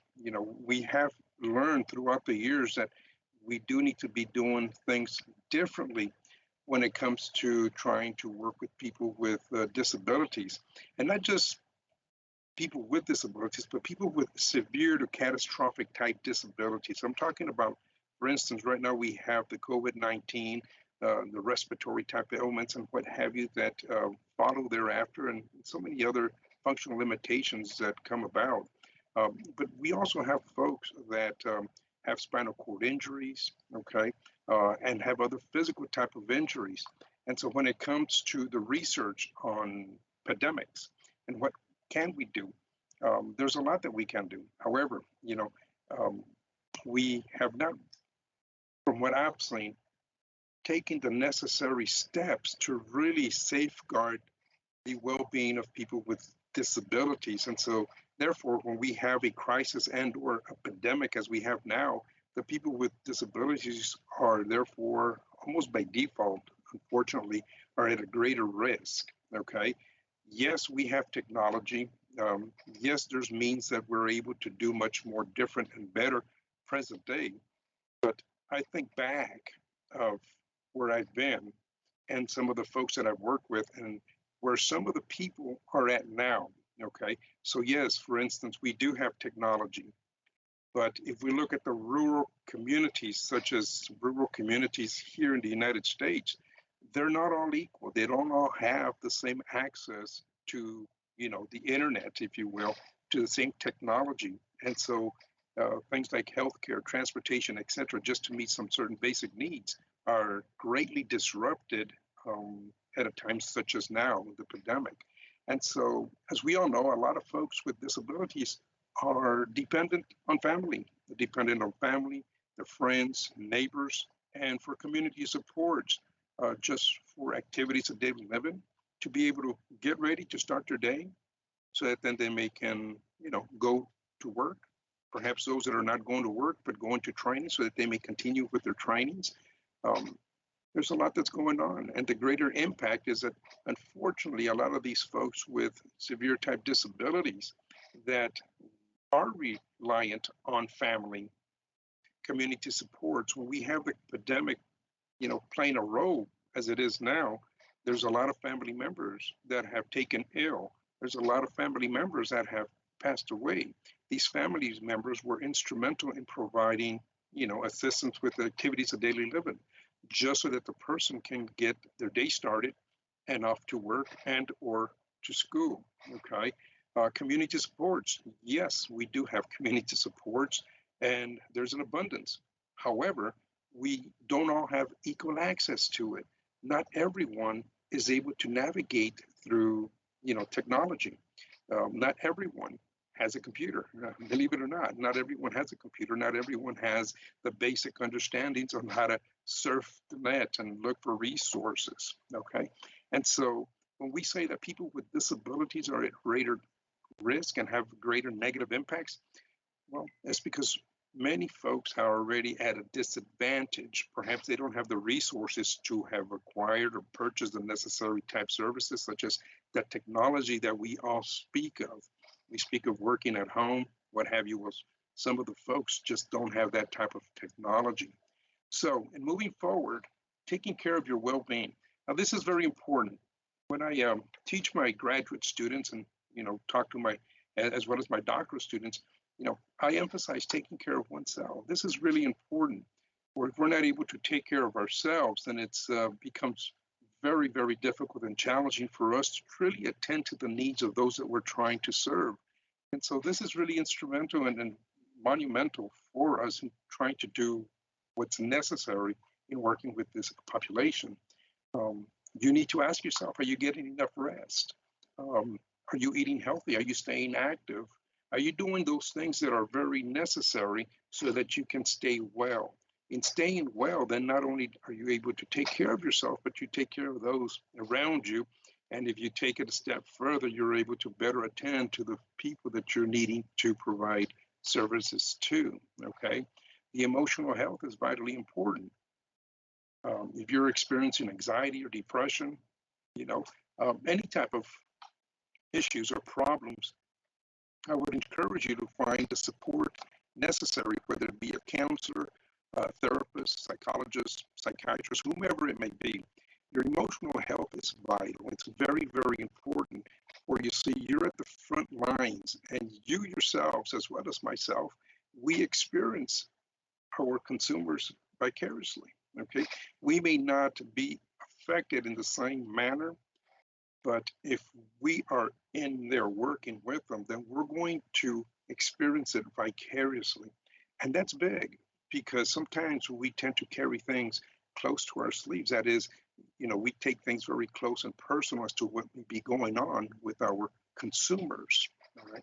And so this is very important. This is where taking care of oneself is instrumental, and your emotional health, because it plays a role on what we're going to be doing. Moving forward, working from home. We've been working from home for quite some time now, since the pandemic pretty much started. I myself have been working from home. I've been very fortunate that I work at the university, but a lot of my work I'm able to already do here out of my home. And so I've got my office here at home set up to where I'm able to take care of business that needs to be done that doesn't require me to be on the university or on campus every day. And so I'm very fortunate with regards to that. But I just wanted to briefly talk to you all about working from home, okay? And kind of look at from where we're at working from home, and then put it in perspective from, a person with a severe disability, catastrophic type disability, because really that's where it's at for us as we try to really understand, the dynamics that are going on here. And so you all might have received some of this type of information before in working from home, the importance of keeping a schedule. You wake up at a certain hour, you clock in. Well, working from home is not any different. You get up, you do what you needing to do, and you get to work. You find a certain area at your place of your home, so where you can take care of business and get your work done, your job done, somewhere where you're able to set certain boundaries. If there's other folks that are still at home and what have you, having a manageable list, the to-do things that are require your attention, something that will not be too taxing and overwhelming, that you're able to pace yourself and still get things done. Keeping in mind that we all need to take short breaks in the things that we do, whether we're in the office or working out of the home. And the importance of staying connected with others, your co-workers, your supervisor, etc. We're social beings for the most part. Some of us thrive more than others in keeping contact with those that are around us. Okay. Then we have the end of the day. We start our day, we get ready, we work, we do what we need to do. Then the day ends. Okay. It's important that we're able to put things in perspective. That is, you clock in, you clock out, and you leave your work behind so that you don't carry or continue to carry the weight on your shoulders. Okay. And that's very important. Now, the top of the slide, I have working from home. That's relative to you. Staying at home. My message here with that one part, staying at home, that's, to kind of put it into perspective of people with disabilities, severe disabilities. There's a lot of folks that, lost their jobs, could not keep working for one reason or another relative to the pandemic. And so this is where it's at for some folks. Okay, number one, keeping a schedule. What we have seen, and this is before the pandemic and crisis and what have you, is that sometimes when folks do get injured and hurt, their routine change. Okay, they don't wake up as early as they used to. They don't get ready and do the things that they would normally do. Sometimes they are not as active. And so, for instance, if they have a physical disability, such a back impairment, injured back or knee or what have you, but a physical type impairment, due to the inactivity, they may start to experience, some greater discomfort, pain, etc., and focus on the disability itself.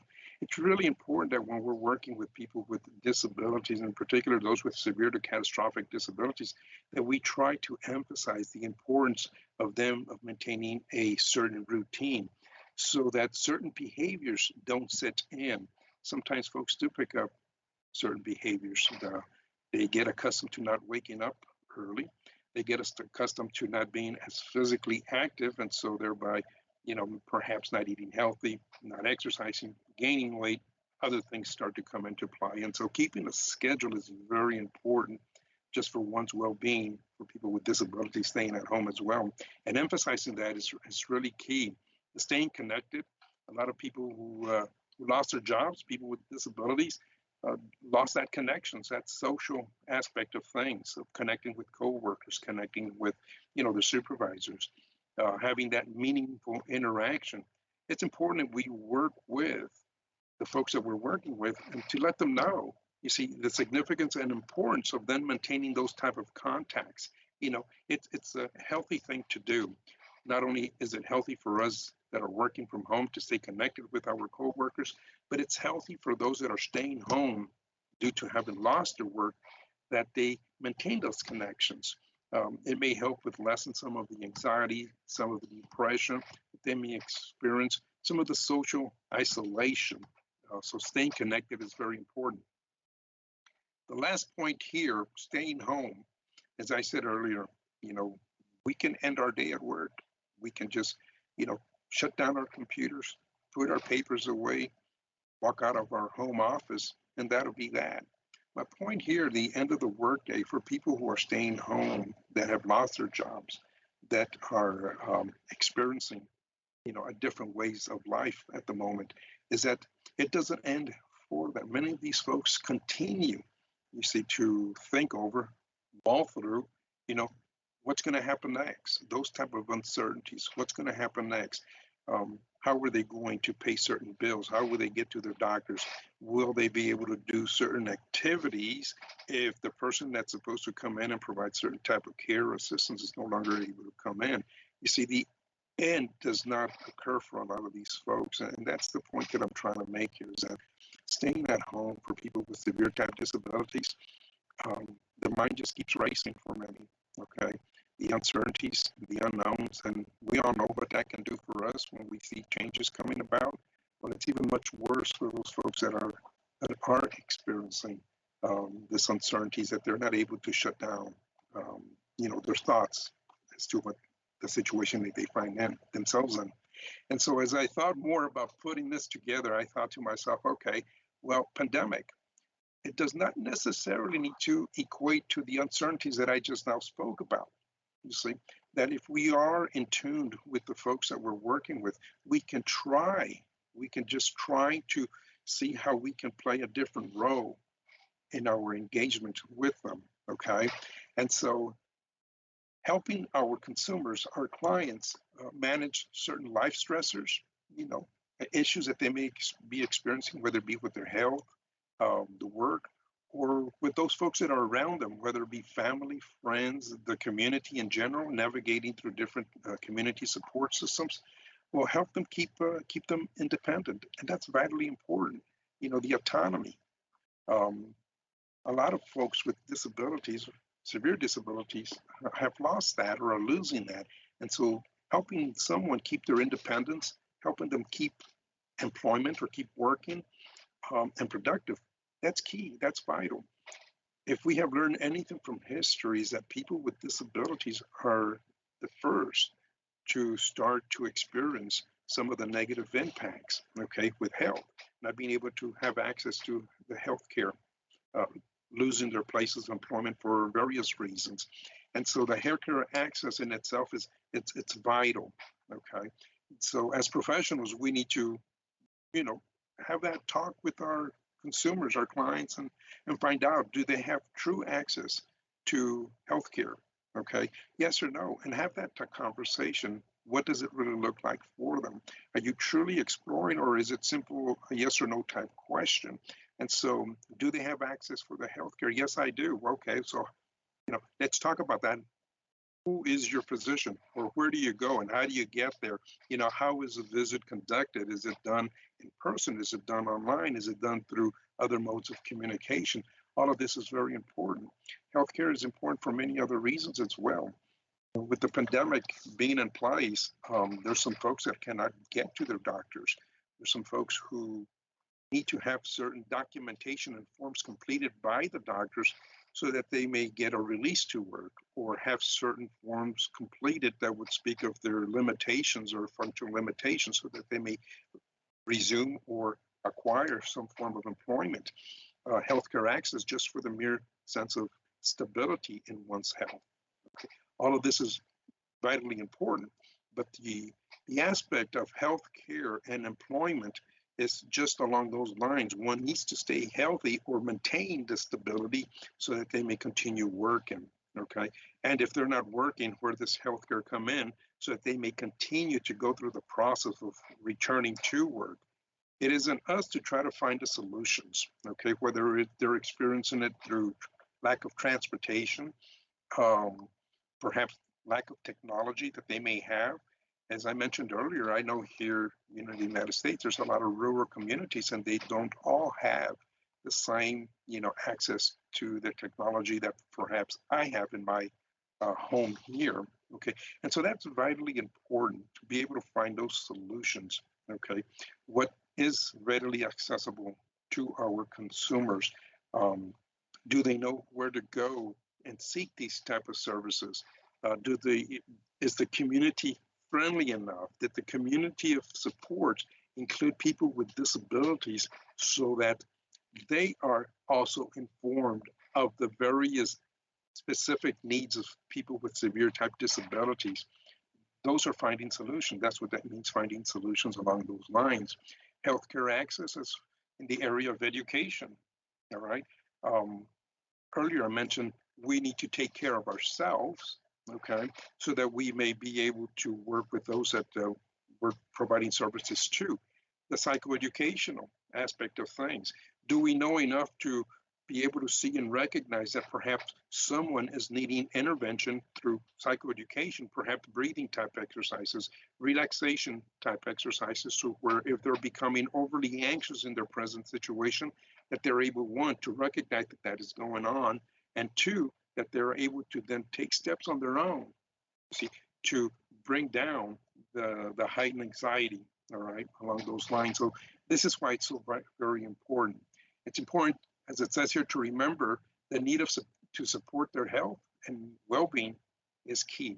It's very, very important, okay, to maintain that stability.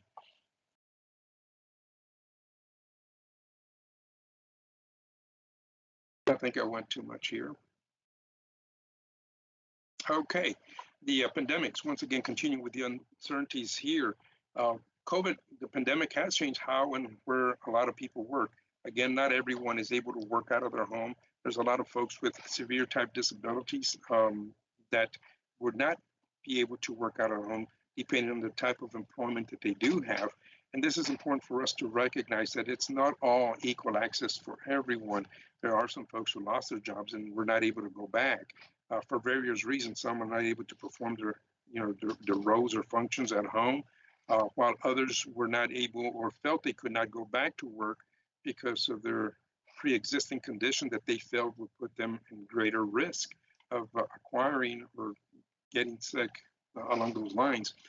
Loss of employment and social isolation has caused undue stress. I've talked about this, some of the anxiety and depression among people with disabilities. This happens with people without disabilities as well. Today's focus is with people with disabilities. And if we were to look at, people with disabilities, people without disabilities, generally speaking, people with disabilities, start with greater challenges, and just starting their day, going to work, and if they've lost their work, the issues that arise thereafter. So what can we do as professionals? Yes, employment is very important. Autonomy, it is a person's choice whether they choose to work or not. Certainly in our society, we look as employment as being key, being important, being responsible, etc. along those lines. So employment is important. What we have seen and what we have learned through history is that employment opportunities have not always been readily available to people with disabilities. And for many, many decades here in the United States, we have worked in the area of accommodations. We have worked in the area of inclusion so that people with disabilities, whether it be physical or psychiatric, would have the same opportunities to employment as anyone would, a person without a disability. So when we're working with people with disabilities during this time of pandemics, are we looking at the accommodations that can be met? All right. For those folks that are able to work out of their home, do they need better technology, better equipment so that they can perform their job functions, if that is something that may be of use? Is the organization or their organizations that may be able to provide, that type of equipment or assistance so that the person can make that transition? Accommodations at home, accommodations at work, and the person work a different shift to where perhaps there's not as much risk of exposure, working a different type of shift, if you will. Okay, so looking at accommodations from that respect relative to the person, okay, as to what can be done for this particular individual. Do we need to assess the person? Do we need to better understand the person's strengths, limitations, what their interests are? Do we need to start back with square one? And that's what that one point is, assessing the person. What are their strengths? What are their limitations? What are their interests, their goals? So that we can kind of regroup and refocus on shifting here, perhaps considering, as it says here, alternate work, different type of employment, okay, different setting altogether. If we explore other areas of interest, other areas of abilities, then perhaps other doors may open for the individual to go back into the workforce, all right? Retraining opportunities, something that we have seen, and not just here in the institution that I work at, but throughout is, enrollment has gone up. There's a lot of folks that are, in a sense, taking advantage of trying to further their education, which is a good thing. Okay, it's really a good thing. And so the retraining, now it doesn't all have to be a 4-year degree. It could be a 6-month program of, it's a 4-month program, whatever the case may be, a vocational technical type training. Other things that we can try to do on our end is understand the labor market. Have we taken the time to understand what really is happening in our local labor market? which are the employers that have been impacted the most? Which are the employers that are, welcoming back their employees? What are they doing? What is going on at your local site? Do you know what's going on at other neighboring communities as far as the labor market, as far as the opening, the closing, the layoffs, etc., and how this may play a role in your job in working with the folks that you're working with? So the labor market survey, they're not very difficult to conduct. You get on the phone and you just start making some cold calls, asking specific questions, as to the employer themselves, the hiring, the folks that they're working with, certain accommodations, etc. Are there benefits that we can look at that a person may be able to apply for, just to help them move along and stay, whether it be local, state, national? Are there certain programs, not just monetarily, but also, for other type of assistance, whether it be monetary and or for food, even for shelter assistance, etc., paying for certain things that they may not be able to afford anymore, such as, the rent, their foods, electric bills, etc., along those lines? Are there certain incentives in place for our employers, to welcome back some of the employees, in particular those with disabilities, and tax incentives, for example? And I've mentioned some of the retraining type programs. All of this is important, and it's key in trying to work with a person with severe disability. Now, the crisis intervention, I have here to be intentional. That is, be actively engaged, all right? Be purposeful in what you're doing when you're engaged with this person. You may be working with many others, but at the moment, it's really important that you focus on that one person so that you may be intentional, purposeful for that person, okay? Have an awareness, as it says here, and promote their awareness as well, their emotions, underlying behaviors relative to that. Is there any suicidal ideations?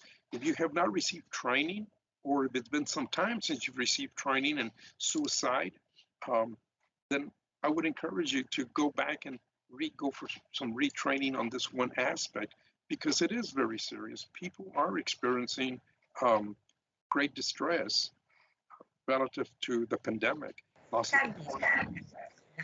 of other folks, family members, okay? Consumer self-expression.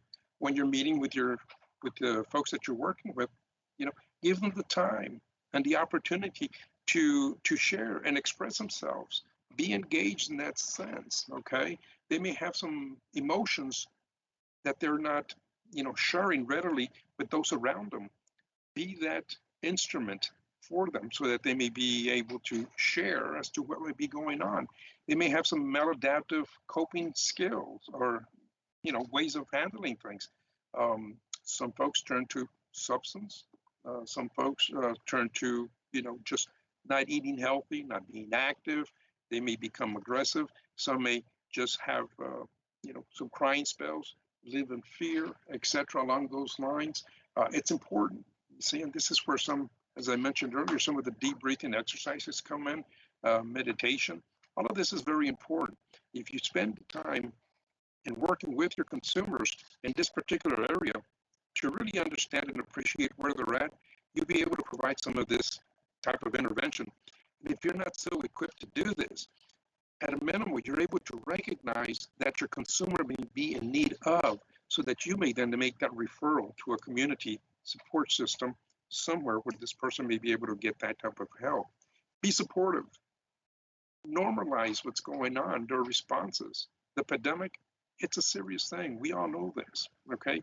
Normalize it. It's hard, and it's okay to let them know that how they're feeling is of the norm. It's normal to feel angry. It's normal to be upset. It's normal to feel fearful, okay? Normalize this, but don't leave them there. Continue to work with them and address these particular type of concerns.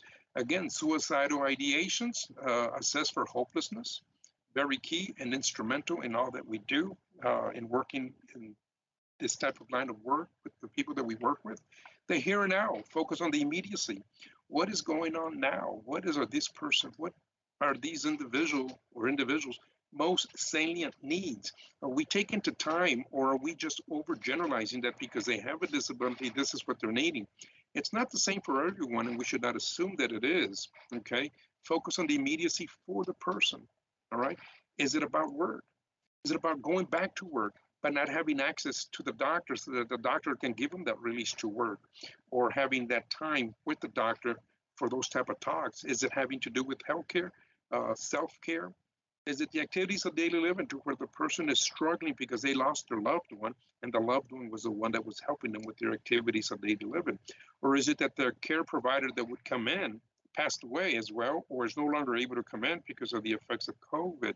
You see, the here and now, what do we need to do to continue working with these folks so that they, again, we can address the different areas so that they may return back into the workforce if they're not, and if they're working, so that they may continue working, plan, okay, the community supports, provide information, referral sources. This is one of the areas that, yes, research talks about this and the infrastructures along those lines. We as professionals, especially at times of crisis and pandemics, how much of awareness and knowledge do we have of the community support that's, you know, in our local, state, national, okay? Because this is very important. There's organizations, but how well are we connected with them, all right? And how well do we know that the plans and that they have, that they've made, were inclusive of people with severe disabilities at a time of crisis and pandemic? See, all of this is important. We're in the pandemic now, and so we haven't asked those questions. We need to go back and start asking those questions so that we can all start planning accordingly, so that when we make those referrals, you know, they'll be made well and successfully, all right? And so planning, present solutions in conceivable and doable ways, okay? Certain steps. It can be very overwhelming, all right, as to what may be going on. Mutuality, this is something that you tell or show the consumers that you're working with, that this is something that we are in it together. We are going to find these solutions and we are going to move forward from here. That's mutuality. It always feels much better knowing that you're not alone, okay? That the struggles and the challenges that you're facing, that there's someone that has your back, and it's just not by mere words, but by action. It's mutual, okay? You're in it together, and it's so very important to be able to convey that type of message.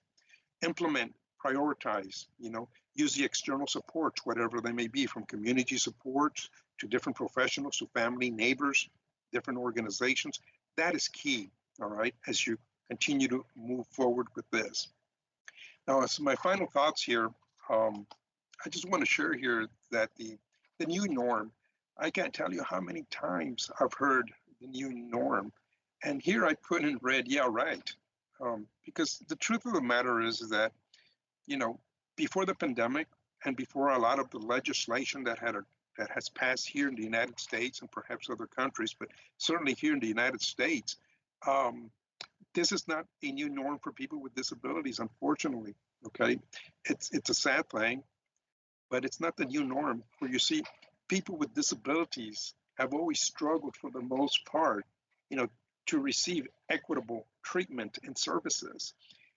The pandemic has placed some people with disabilities, severe and catastrophic disabilities, to take a step back, you see?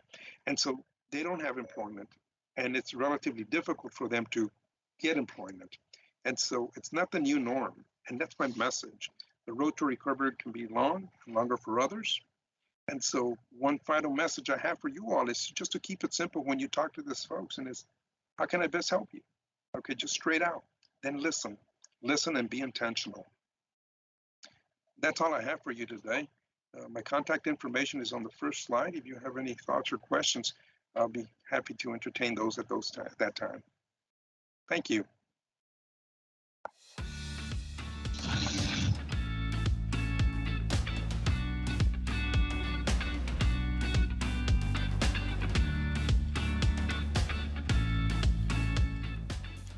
Thank you, Professor Dr. Renny Gonzalez, for the keynote presentation on disability management during disaster pandemic. That wraps up our keynote session for this morning session. Ladies and gentlemen, we have now arrived, I can say, at the most exciting part of the event, the trivia question and lucky draw. For your information, there are many interesting lucky draw prizes waiting for lucky participants, including tablet, smartwatch, and many more. How exciting is that? But before we proceed to the trivia and lucky draw, I have a quick announcement to make. To all participants, please be informed that there will be 3 workshops right after the trivia and lucky draw sessions. So please refer to the QR code on the screen after the session ended in order for you to get the link to the respective concurrent workshops. With that, I pass to my colleague Taufik Fauzan to take over the trivia questions and lucky draw. Taufik, the floor is yours.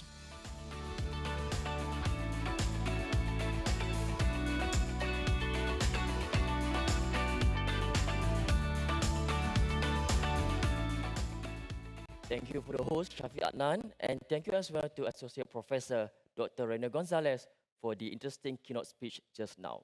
All right, ladies and gentlemen, I am Taufik Fauzan Azmi. We will be playing a couple of games. For today, we will be having 2 trivia question sessions and 4 sessions of lucky draw. And for this session, any one of you will get the chance to win some very exciting prizes. For your information, these prizes consist of electronics and digital devices. Okay, I know that you all are so excited and curious about the question and lucky draw, but hold your heart for some time and let's have a glance at the steps to join the trivia question session. For your convenience, you are advisable to use your smartphones to join the Kahoot quiz.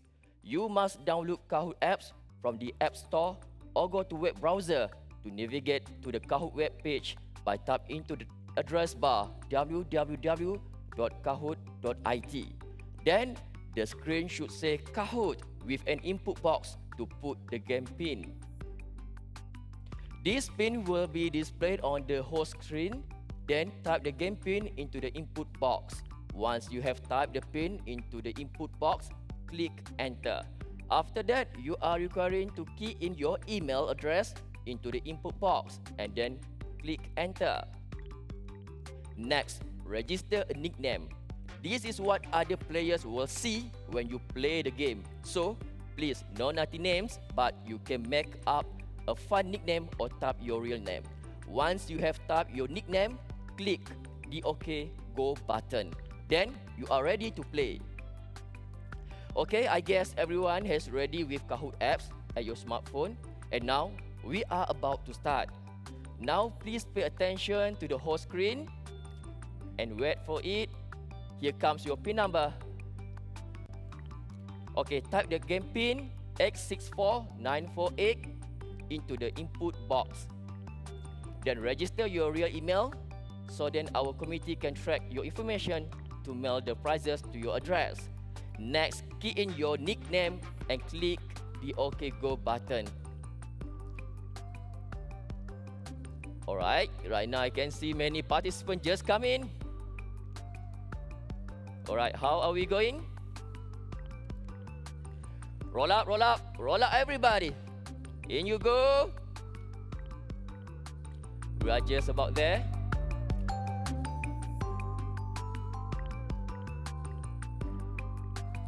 Are we still waiting on anyone? Wow, the number is increasing.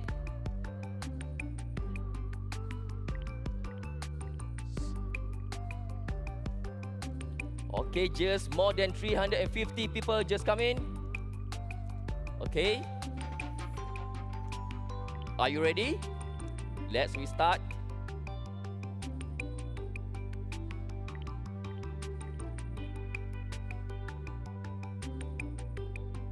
People still come in.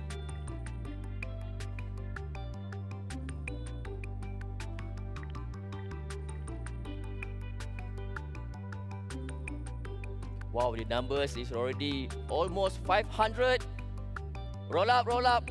Everybody, still come in.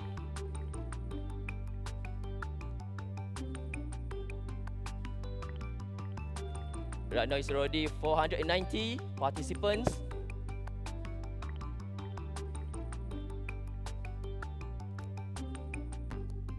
Already reached 500 participants.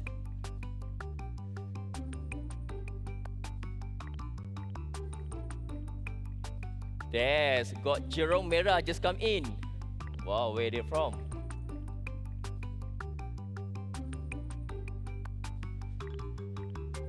We got Jesse also.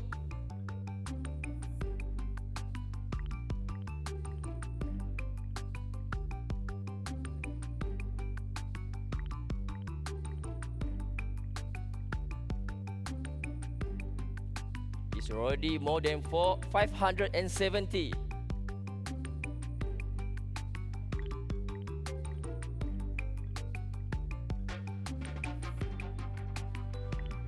Mariam's there, Fatin, Andy. So our contestant already about more than 600. Another 1 minute, we open up for the entry. Please roll up.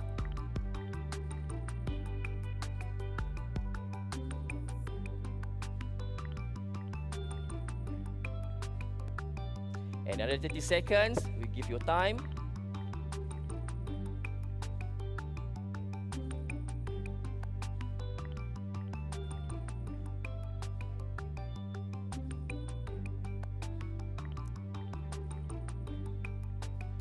And the time is about times. In 10 seconds, 10, 8, 7, 4, 3, 2, 1. Time's up. Okay, ready? Please look, pay your attention to the host screen. We got 10 questions. Here comes question for number 1. SOCSO provide financial aid, social protection and employment services to the people affected by the COVID-19 pandemic. Is it true or false?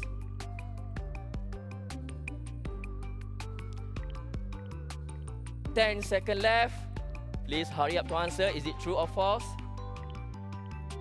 5, 4, 3, 2, 1. Let's have a look. The answer is... Okay, back to the screen. So already we got Hikmah with 987. Can we move to the next question? For the next question, the three-pronged strategy implemented by SOCSO is retention, relax, and recovery. Is it true or false? 10 more time left. Time is running out. 4, 3, 2, 1. Time's up. Let's see what is the answer. And the answer is false. So, there are 158 of you answered correctly. So we move to the next question.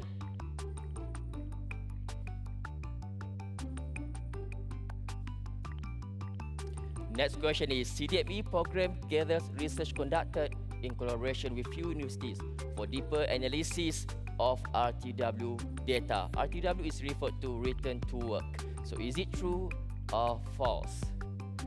Okay, choose your answer quickly. The question ends in 5, 4, 3, 2, 1. Time's up. And the answer is false. Just few of you just answer it correctly. Well, might be the question is quite tough. So we move to the next question. Question for number 4.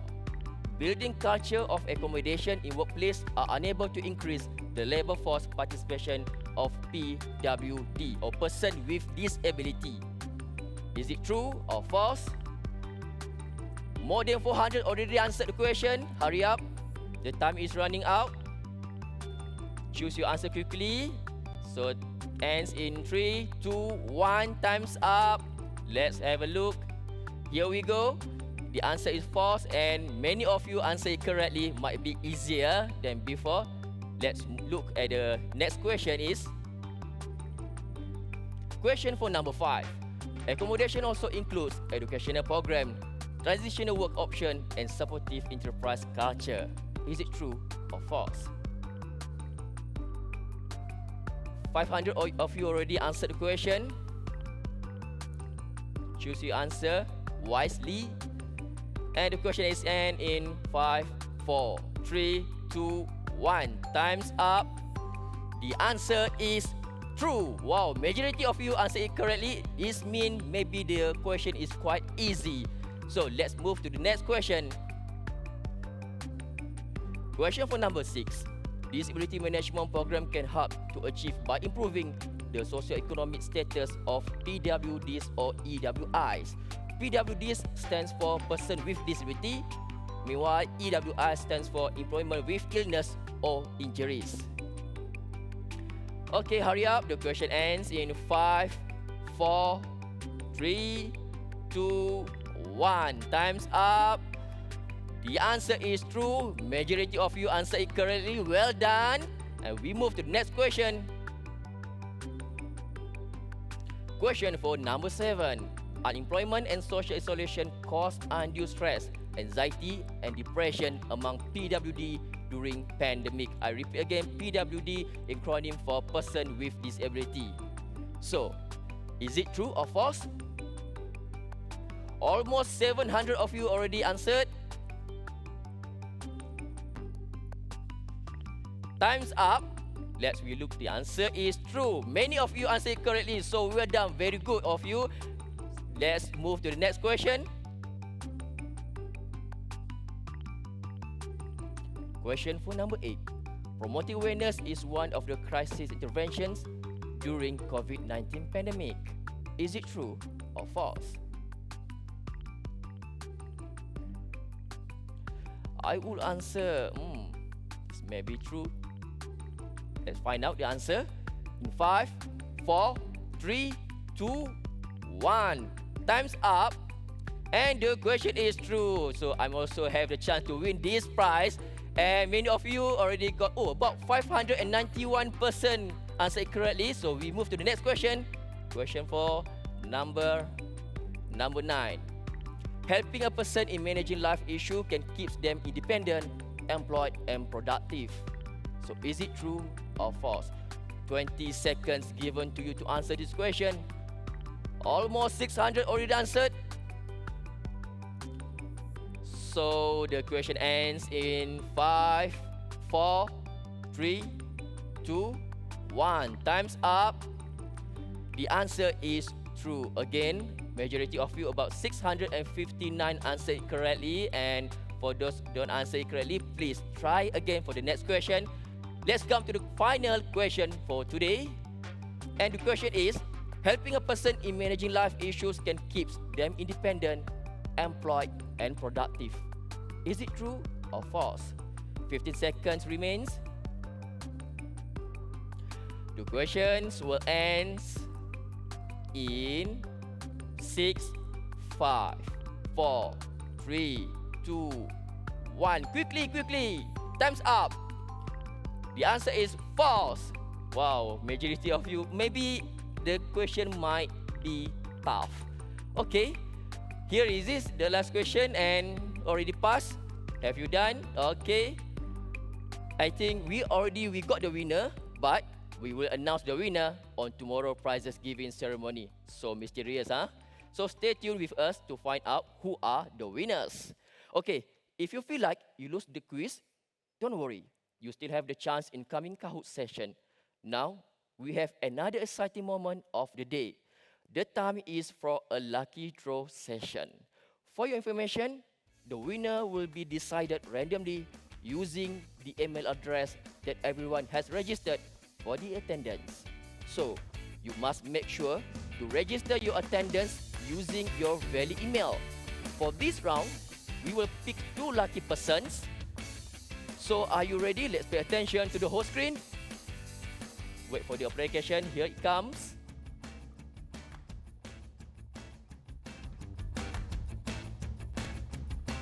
Okay.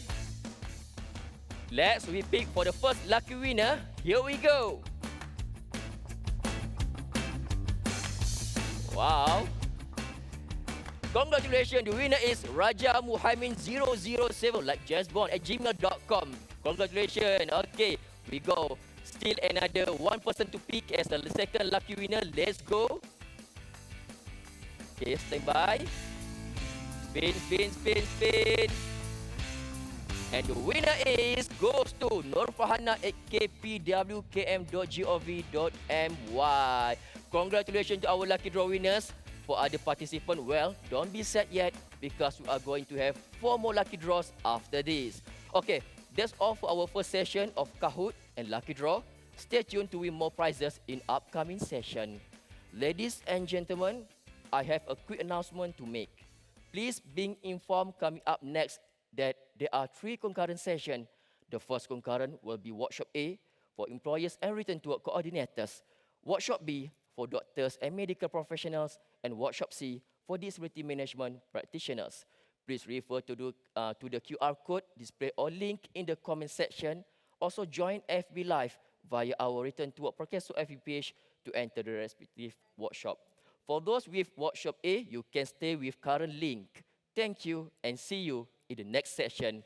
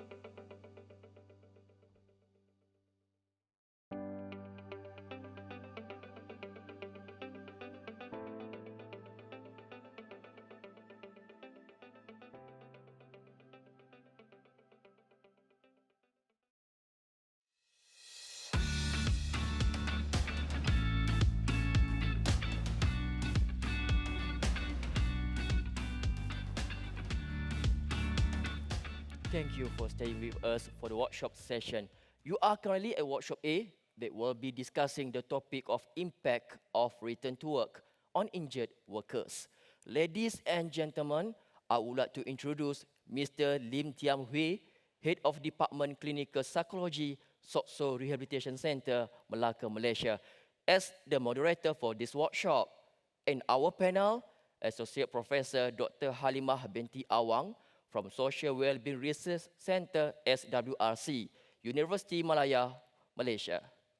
Just a little housekeeping before we get started. Please be informed that questions for the Q&A discussion can be placed into the chat box or comment section and it will be answered by the speaker during the Q&A session. Without further ado, I would like to invite Mr. Lim Tia Hui to moderate the session. Mr. Lim, the floor is now yours.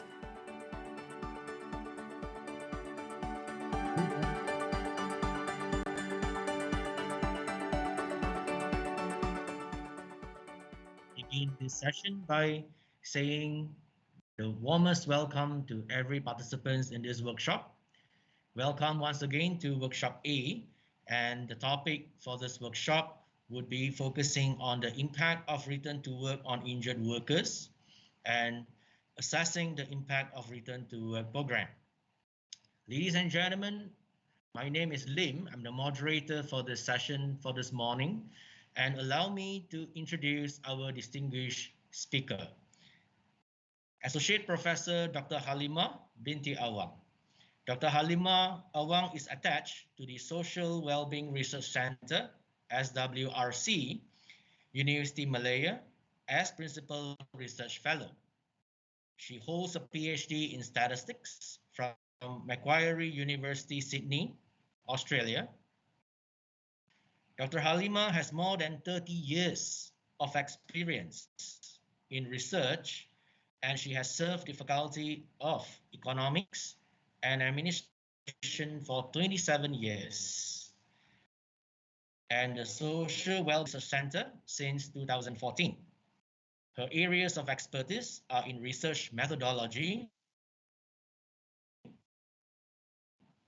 data and quantitative analysis, while her research interest spans a wide coverage of topics, including aging and retirement, sexual and reproductive health and rights, household income and expenditure, social protection, and of course, return to work of injured workers.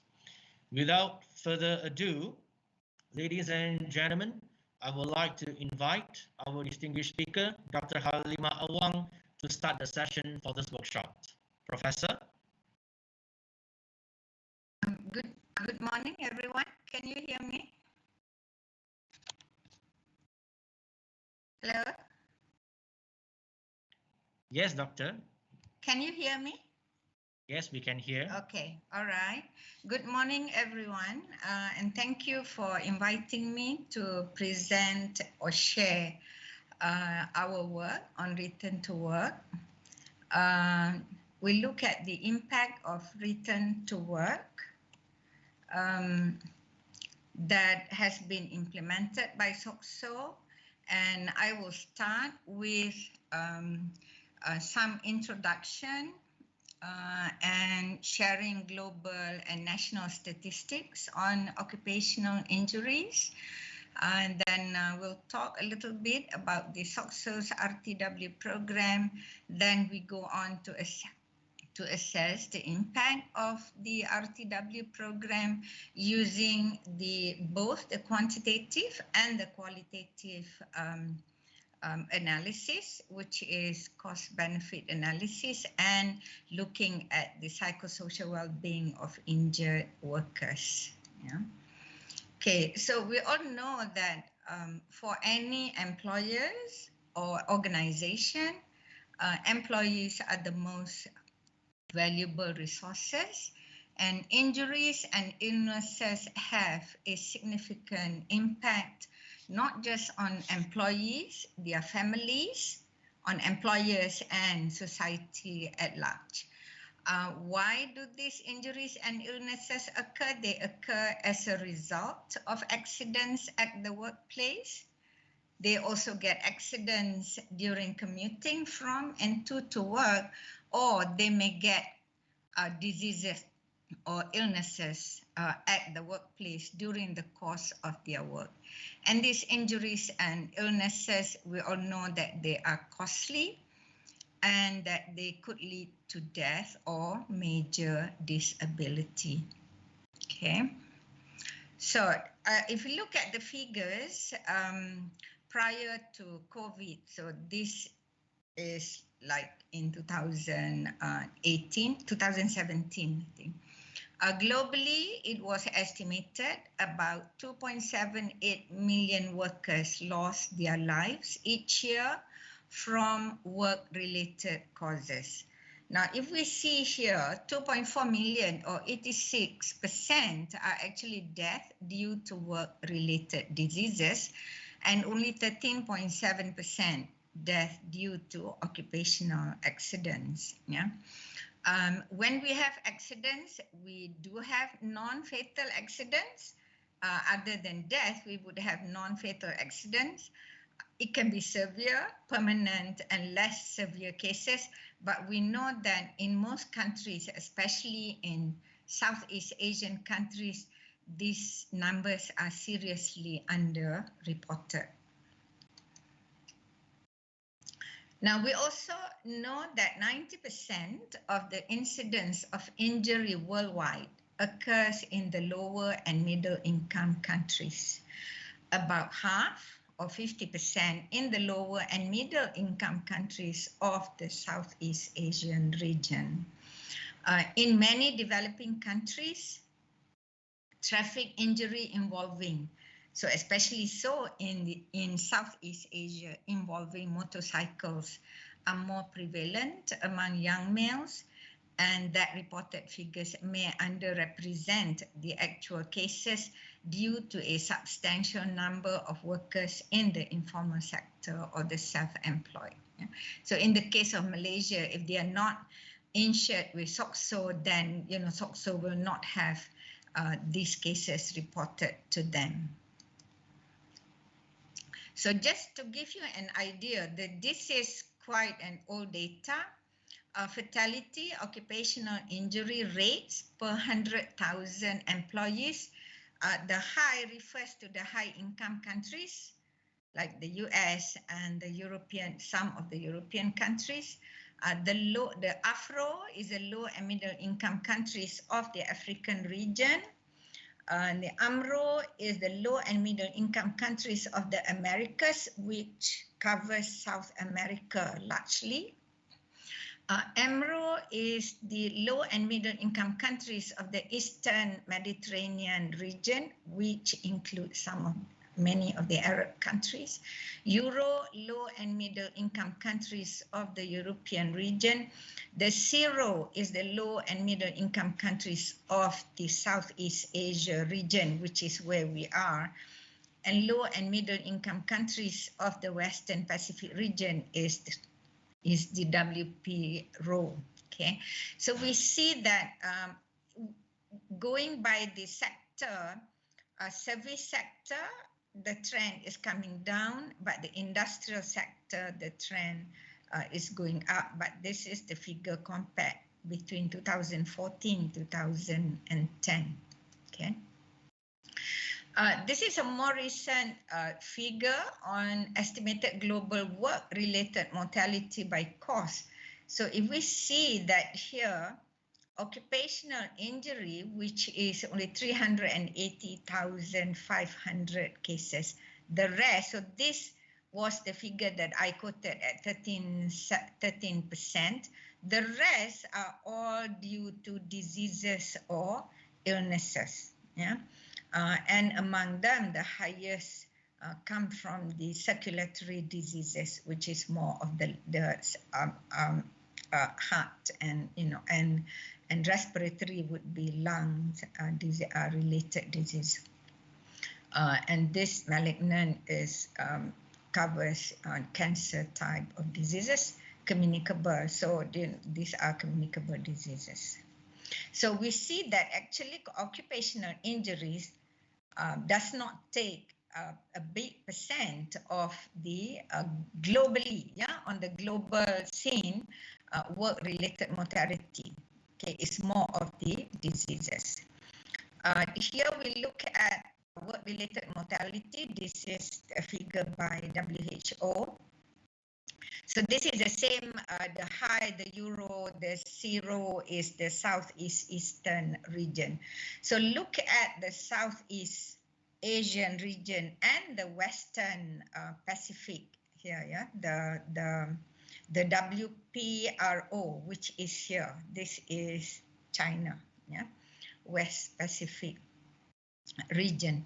So here, the occupational injuries are actually quite substantial compared to, say, the high income countries.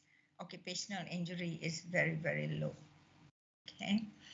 And this one is just looking at cost comparison of work-related injuries as a proportion of GDP. The reason that I put it here is we have a figure for Singapore. It doesn't look like it's that much, but it is like between 3% to about 4.5% of the GDP. Yeah. So this is, if we look at the occupational accident rate by selected countries from 2011 to 2019, now we see that actually United States is quite high. Malaysia is where the yellow line is. Singapore is the blue line, and the lowest is Japan there. And among Southeast Asian region, Thailand is the highest. And if we look at the fatality rate, now Thailand actually is quite high. So we know that the US, although the rate is high, but fatality rate is lower than many other countries. Okay, so coming back to Malaysia, we look at the National Occupational Accident Statistics. This is the stats given by the Department of Statistics. We have employed persons. This is the figure in 2020, employed persons in Malaysia, including expatriate and low-skilled foreign workers. It's about 15 million. Occupational accident, 32,000 something. Occupational accident rate, that gives us 2.18 per, I think it's 100,000. Yeah, I have to check my figure. I think it's per 100,000 here.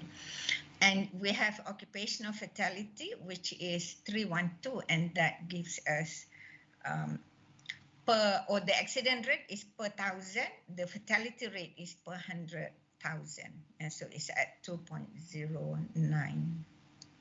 Okay. So if we look at this, so occupational accident rate per 1,000 workers, we have seen it's sort of declining gradually over the years. And likewise, the number of work-related fatality that has gone down from 4 point something in 2012 to 2.09 in 2020. And this is, I think, because of the efforts by the Department of Safety and Health, and I think there were a lot of efforts being taken by employers, to reduce fatality at the workplace. Now, this is the figure from SOCSO, because not all the fatality that is recorded in the Department of Statistics, not all of them are insured with SOCSO. So these are cases reported to SOCSO. From 2000 to 2018, if we see the total, that it came down for a few years, and it actually started to climb up, in the last few years. Okay. But what is here? You have, that's the total, and then the orange color or the red color is the workplace accident, and we do see a declining trend over the years. Okay. However, the commuting accidents that has shown, a slight increasing trend. Yeah. So if we split this graph, this is what we see. This is the number of workplace accidents, and that has leveled more or less in the last few years. However, we see there's a slight increase in the total number of commuting accidents. And this is commuting accidents, means coming to work from home and going back home from the workplace. Here, the number of occupational diseases, we put it separately because actually the number is quite small compared to the accident cases. And these are the numbers that have also been reported to SOCSO. Yeah. Okay. We learned that from research that when a worker is injured due to illness or accident, and that long stretches of disability could lead to inability to work. The longer you are off from work, yeah, the less likely that you will return to work because you've been out of work for so long. So it's not just could lead to inability to work, it could also lead to reduced performance. So when you have a reduction in performance, that could have a devastating impact on the psychological, on medical, social, and economic effects on workers and their families. So longer people are off work due to illness or injury, the less likely that they will return. So if they do not return within a certain, say 3 to 6 months or at most 1 year, it is less likely that they are going back to work at all. Okay. Now, research also shows that return to work programs help recover injured workers better. Okay, and the earlier you start the return to work program, the better it will be. So a lot of employers or organizations that involve in interventions of injured workers in many countries have started on having early intervention. Early intervention and appropriate rehabilitation can reduce the number of days of absence, and of course, it will reduce the compensation payout. So we all know that having injured workers back to the workplace benefit not just the employees and their families and employers in the long run. Yeah. Okay. So what is RTW? It's a return to work program. It can be referred to as an intervention or a process right from the time of injury up to the person returning to work, or as an outcome, and that is when the person is actually fully returned to the workplace. Yeah? So RTW was developed to help an injured worker stay at work or return to their pre-injury work duties. Okay. Basically, it involves intervention and rehabilitation. Yeah. So SOCSO's RTW program was introduced in the year 2007. It was motivated mainly by an increasing number of work-related accidents and illnesses. And I think we all know that the contribution to SOCSO is very little. Yeah? We see from the table afterwards that the contribution is so little. And so if you keep paying out, then, without having workers coming back to work, then, in the long run, it's not going to help. The SOCSO's return to work program focuses on post-injury intervention. That means only when the worker has an injury or met an accident, then that is when the SOCSO comes in. Using a biopsychosocial approach and case management strategy, and that is where one injured worker is assigned to one case manager.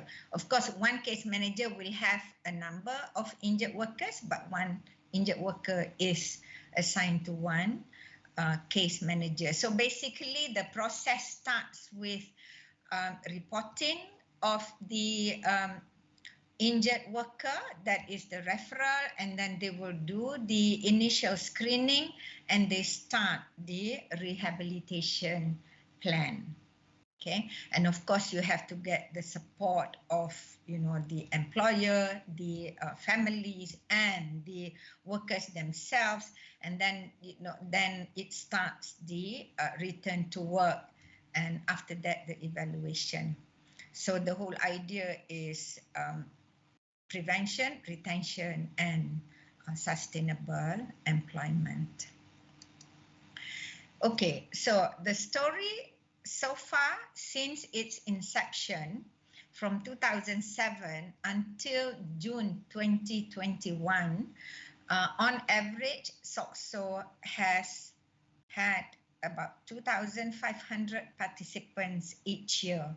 It was fewer in the first few years that it started, but total up to June 2021, 37,000 injured persons have successfully been rehabilitated and returned to work. But we also know that the success of any intervention program such as RTW is influenced by many factors, including demographic, injury-related factors, meaning the severity, what type of injury, psychological as well as psychosocial. Okay. So how do we assess the impact? For many cases, for example, SOCSO is the organization that looks after workers. Yeah. So one of the ways to assess the impact is to look at the outcome of the return to work program. When we talk about income, we refer to the successful return to work. That means the injured worker is able to return to work, whether at his previous work prior to injury or at another workplace. And we all know that any intervention and rehabilitation program involves costs. We can look at quantitative benefits as well as qualitative benefits. Okay. So if we look at the successful return to work, in the model just now, I mentioned that any injury case will actually go through the referral and the initial assessment. So I'm taking the figures from 2016 up to June 2021. So these are the initial assessment, and from the initial assessment, these are the numbers or the cases that successfully passed the screening test to participate in the RTW program. So out of those that were screened, so we have the percentage is in the year 2019, 2020, 2021, that is almost 100%, 99% were selected to participate in the RTW program. Now, successful return to work, this is where I need to explain a bit. Those who participated in 2016, they successfully returned to work in 2016. That's 1762, but 851 is actually they returned to work in 2017, because this could be the cases where their injury occurs towards the end of the year 2016, and therefore they were successfully rehabilitated in the next year. Yeah.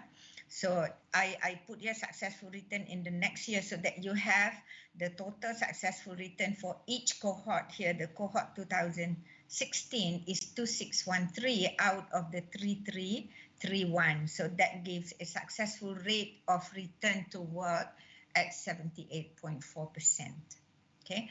So likewise for 2017, we have 3,562, 1867 successfully returned to work in 2017 itself, and then 886 successfully returned to work in 2018. So you have a total of 2753. Now in 2020, for 2020, we see that we only have the figure that successfully returned to work in 2020 itself, and 1181 successfully returned to work as at June 30th. Yeah, so that explains a bit why the percentage is a bit lower, because we have not gone through the whole year of 2021. So if we take from 2016 to June to 2020 and to 2020, which is the 2020 ended at 30th June, we have a 74.5% successful rate. But if we take the figure right from 2007 up to 2020, our successful rate of return, the average is 72.5%. Yeah. So when we talk about successful return to work, they actually return to work into 7 job hierarchies. The employee can return to work to the same job, same employer before they had the injury, or same employer but similar job. It's not the same job, but it's similar, or different job, same employer, or same job but new employer, similar job, new employer, different job, new employer, or the 7th category is they did not return to the employer but they actually return as self-employed. Yeah, so there are 7 job hierarchies, and if we look at this, the 7 job hierarchies, more than 50% actually return to the same job with the same employer. And if we add the same employer here, similar job, different job with the same employer, it is encouraging to see that it's more than 75% actually went back to the same employer.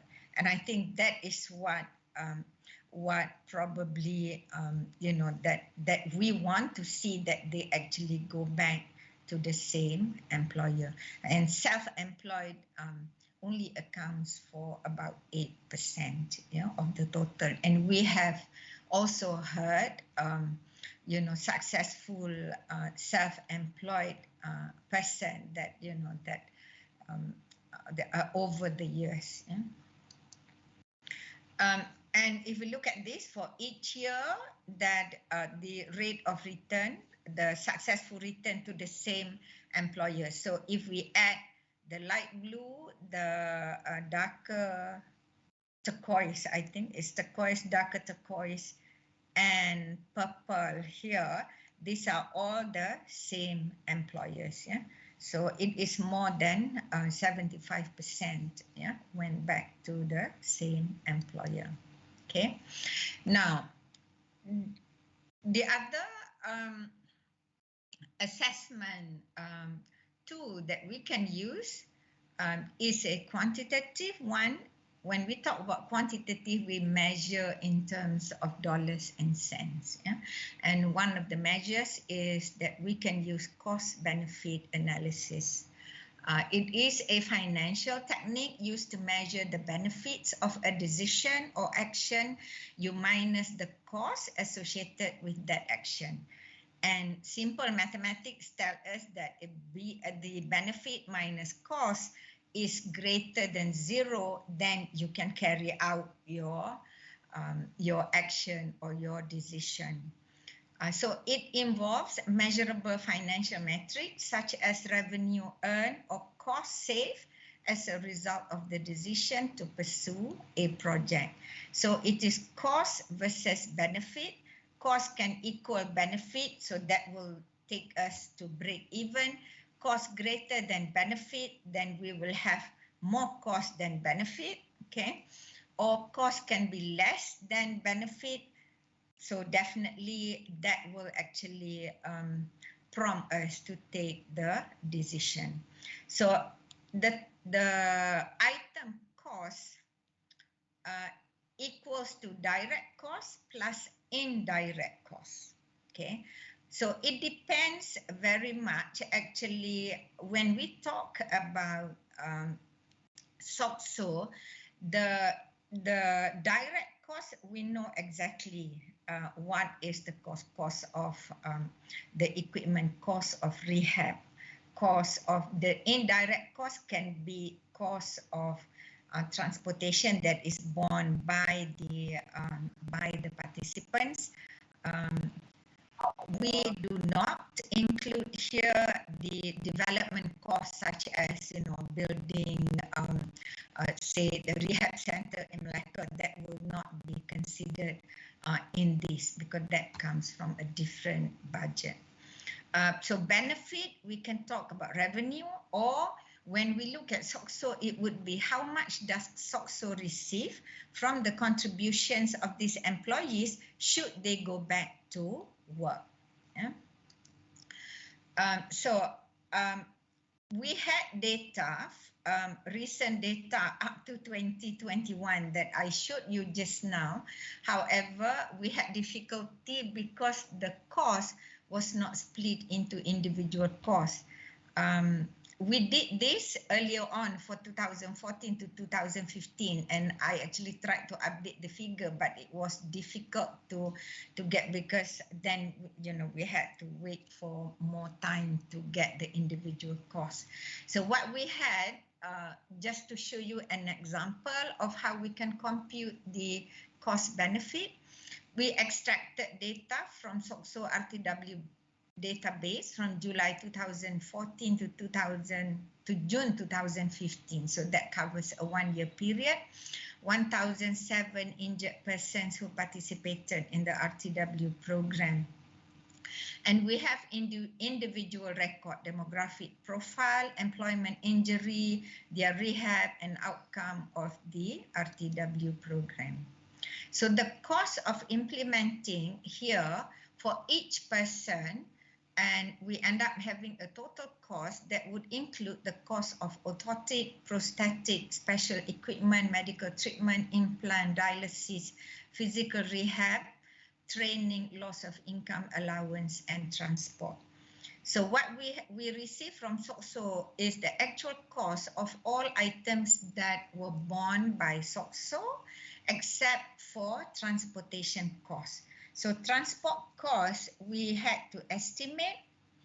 So we base on records that average duration for each injured worker is actually 3 months, because we all know it's the first few months of intervention that are the most effective. So average that injured workers take for the RTW program is 3 months. We assume 6 trips per month at 100 per trip. This assumption was made in discussion with the people who work in RTW. Yeah? So that's 1,800 per person. And we assume that it's the same for everybody. So for this data, now it's a bit tricky to calculate the benefit because we need their salary to know how they can contribute to SOCSO. So out of the 1,007, we only had 345 who have successfully returned to employment, either with the same employer or new employer with known salary. Yeah. The rest, we didn't have their salary, but I know for sure that the recent figures, they have updated figures. It's just that we couldn't have the breakup of the individual costs. So based on this 345, we estimate their contributions to SOCSO by looking at their salary. We assume the salary increment is at 5% every 5 years. So this is a very modest increment, because for some, they actually get every year increment, but we work at every 5 years, 5%. And then their contributions will adjust accordingly to the salary amount. Yeah. And we take age 60 as their retirement age. So we assume that they go back to work and they work until 60. What would be their salary with the increment every 5 years, and what will be their contributions to SOCSO? So if you look at this figure, that it is a very low amount of contribution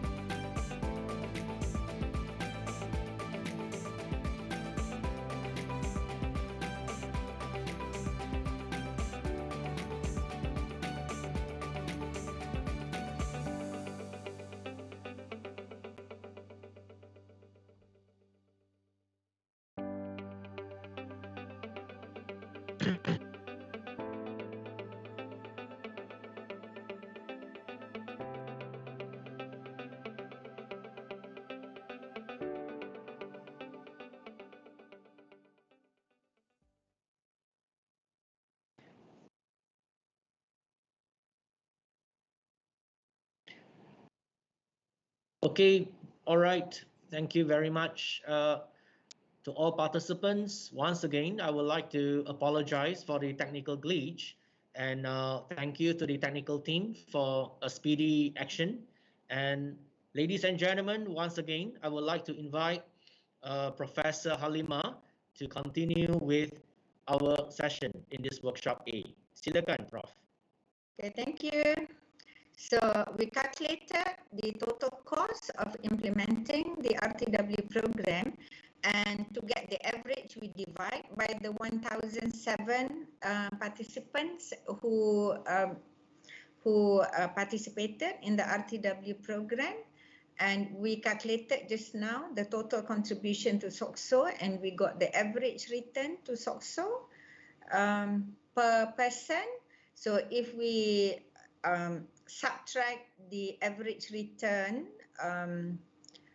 with the cost, we have a net benefit of 2,696, and we divide that by the average program cost per person. So we have the net average benefit to cost ratio, which is 1.87 to 1. Yeah, so which basically means that you spend 1 ringgit on the worker, you get 1.87 benefit. Yeah.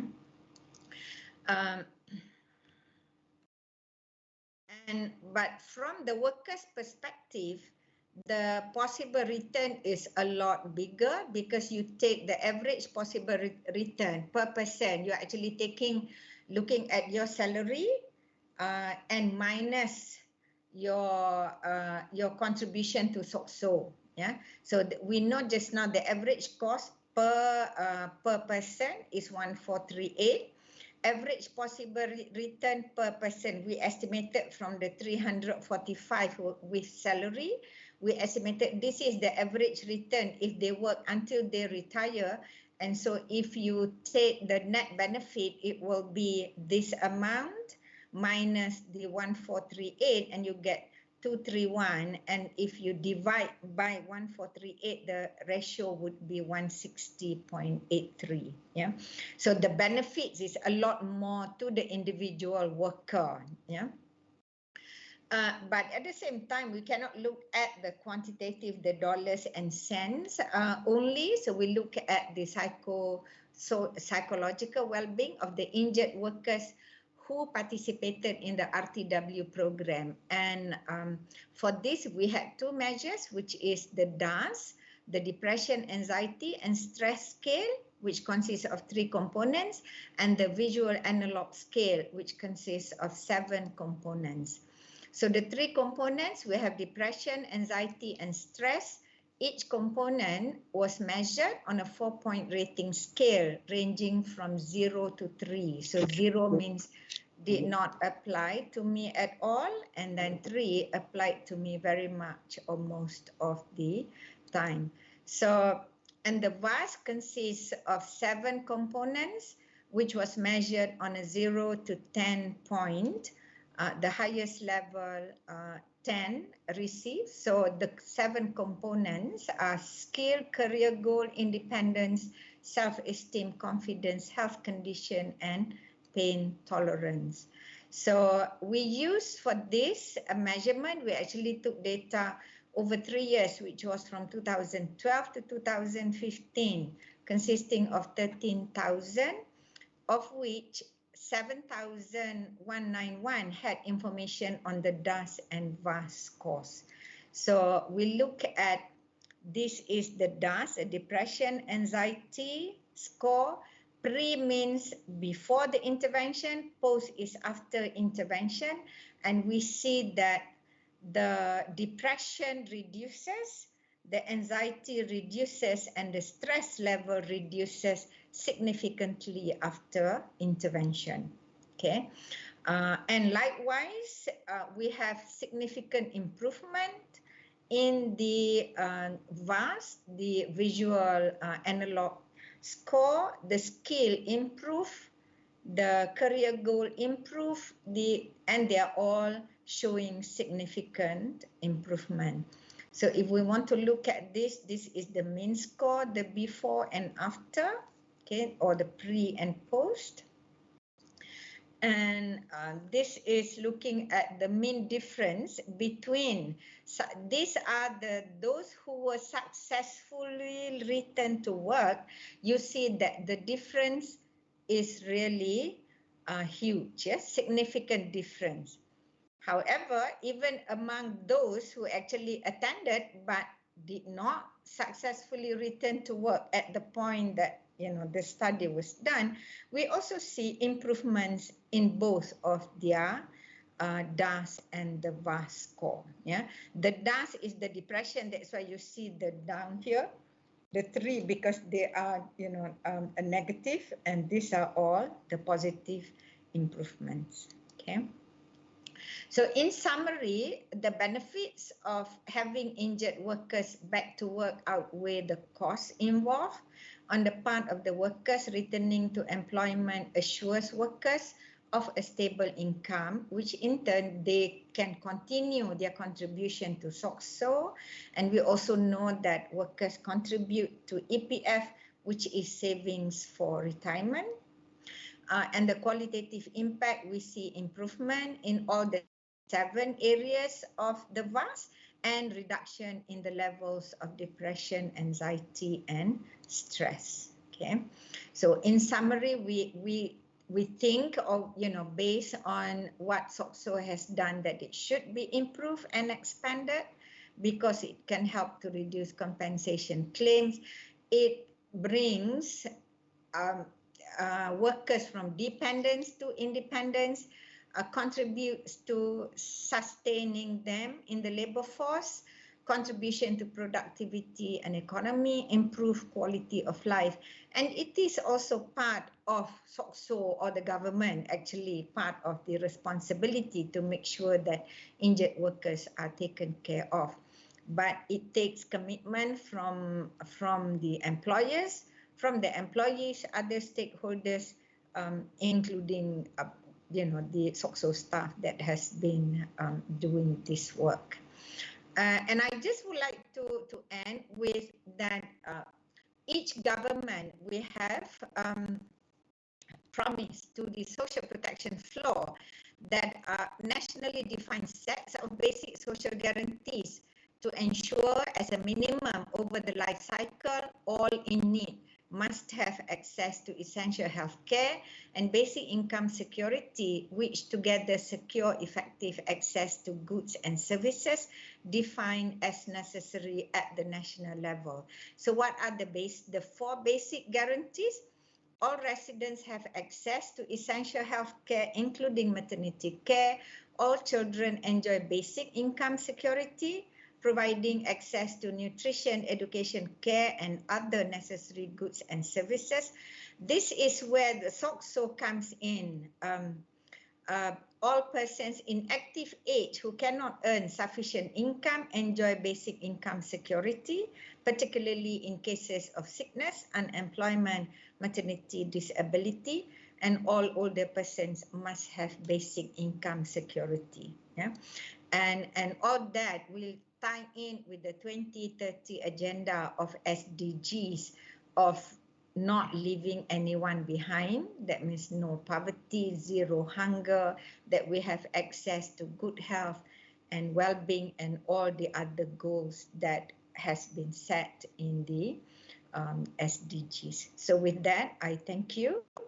And in the interest of time, since I think we probably do not have much time, I'll be happy to actually answer questions in separate emails later on. Yeah, thank you. Thank you very much, Professor Dr. Halima, for such an enlightening sharing in this workshop. It is not only informative, but we get a new perspective from your workshop. Thank you very much. And from your workshop, from your presentation, we have also learned that actually the benefit of return to work is really great. it not only stands on the day-to-day life, but also it helps psychologically. So thank you very much, Professor. So we look forward to have you again in our future events, and we also look forward to learn more from you in upcoming sessions. And once again, thank you. And thank you to all participants. I'm sure you have also enjoyed this enlightening workshop. And now I would like to pass back to the host of this event. Thank you very much. Have a nice day.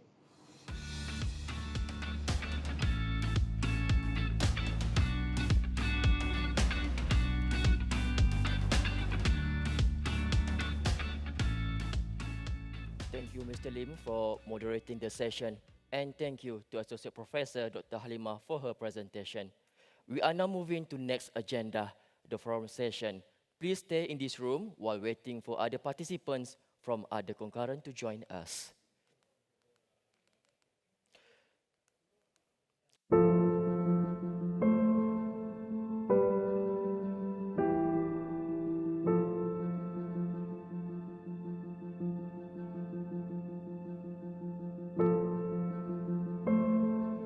What if you lose your job due to imminent change?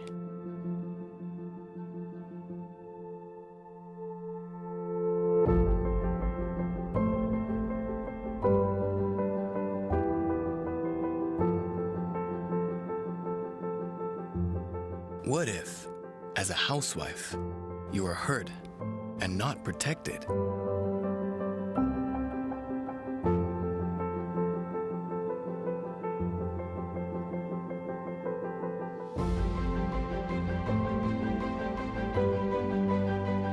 What if you realize your retirement savings is not enough to last you a lifetime?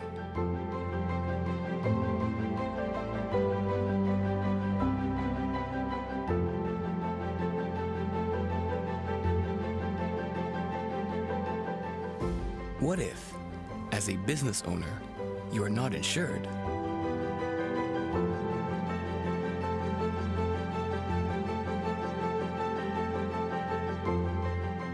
But what if you're well covered and protected? Social Security is a human right. Together, we can make a difference. We take your well-being as our priority, putting tomorrow first.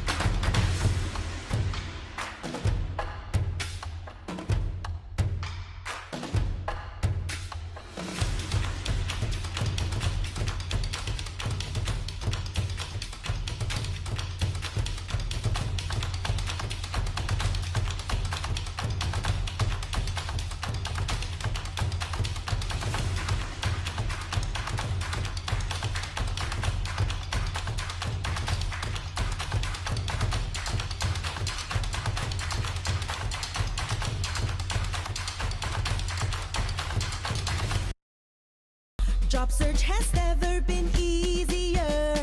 With My Future Jobs, you can plan a new career or find a new employee you wish to hire. We will assist you all together, employees or employers. Go to My Future Jobs today. We are in it with you. Log on to myfuturejobs.gov.my today. Anda sekarang sedang menonton rancangan luar biasa. Lepas insiden berlaku, saya tukar dekat front office lah sebagai telefon operator. Memang dah tak ada harapan dah fikir. Selepas pihak Pekeso hantar buat latihan dekat Pekeso Aikro Melaka tu, jadi semangat balik lah. Banyak improvement lah. kita akan berkongsi pengalaman pencarum perkeso melalui tindakan proaktif perkeso menerusi program Return to Work dan perkhidmatan-perkhidmatan lain yang disediakan oleh perkeso kepada pencarum-pencarumnya. Ini satu idea yang mula bila kita perkenalkan, orang mengatakan, biar betul perkeso ni. Orang dah tak ada kaki, orang dah lumpuh sebelah badan, siapa nak ambil bekerja? Alhamdulillah, tahun ini merupakan tahun ke-50, Jubli Emas Perkeso.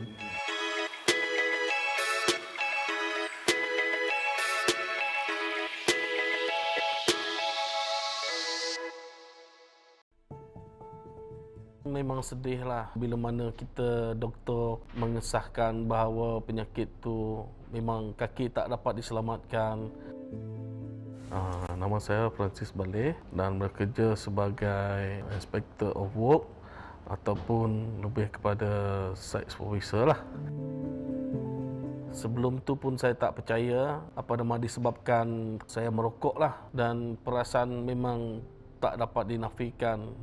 Akan tetapi atas dorongan keluarga Encik Dominic yang memberi harapan untuk saya bangkit semula.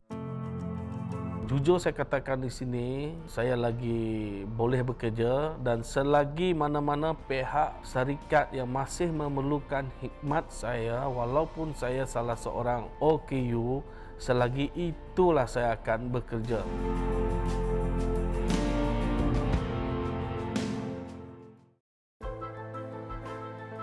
Banyaklah benda bermain dalam fikiran saya, sama ada majikan saya terima dengan keadaan saya macam ni. Nama saya Nolisa. Saya bekerja di bahagian parti filler, Monek Timber Cinder Berhad. Tudung masuk dalam mesin lah. Saya ingat benda tu saya boleh tarik. Lepas tu termasuk tangan sekali. Lepas tu tangan tu termasuk dalam mesin tu, terputuslah time tu. Doktor sahkan, puan, tangan puan tak dapat disambung. Saya cakap, dia cakap kena potong. Saya cakap okey. Dia macam agak heran lah sikit. Selalu orang mungkin benda tu tak akan boleh terima dengan cepat. Tapi terima tak terima pun saya kena terima lah. Sebab orang cakap Allah tu tak akan ambil kita sesuatu yang dari luar kemampuan kita.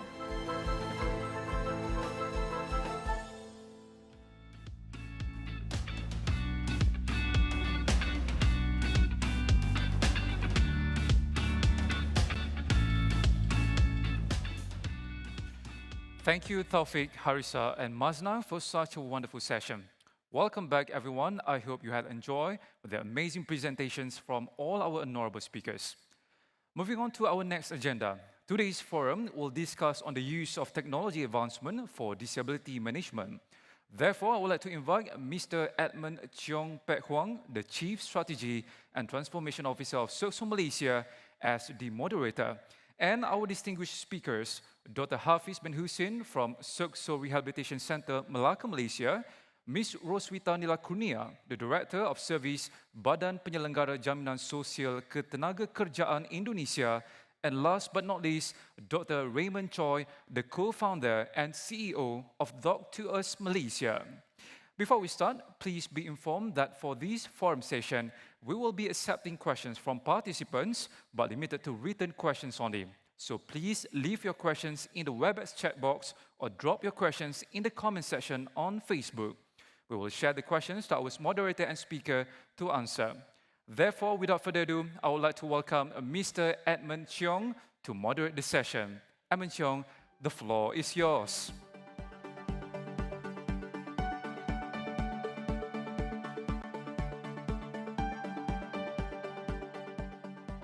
Again, I'm Edmund, and I'll be the session moderator during the forum on this afternoon.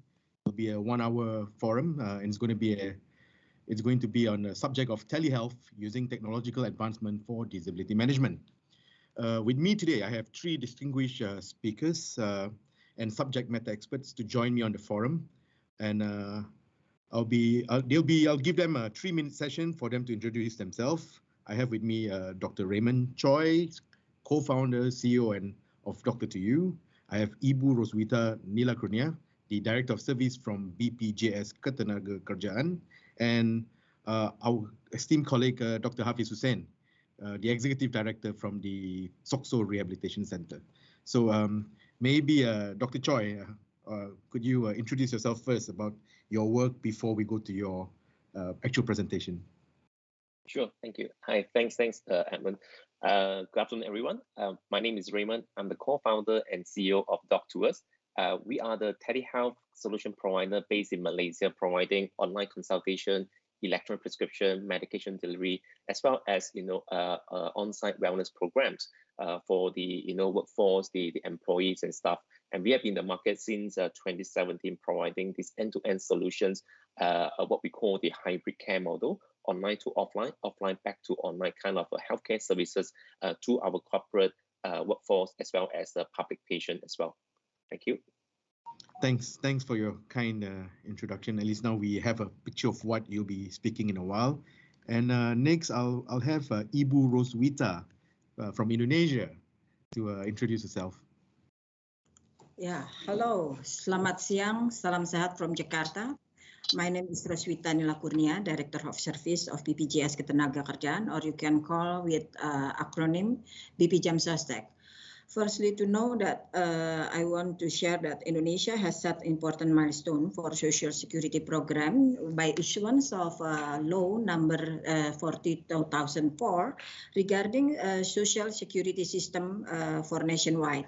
And then effective in 2015, following that the regulation issue in 2011 that to conduct the Social Security program, the government will develop two institutions. One of them is BPJS Ketenagakerjaan, and the other one is BPJS Kesehatan.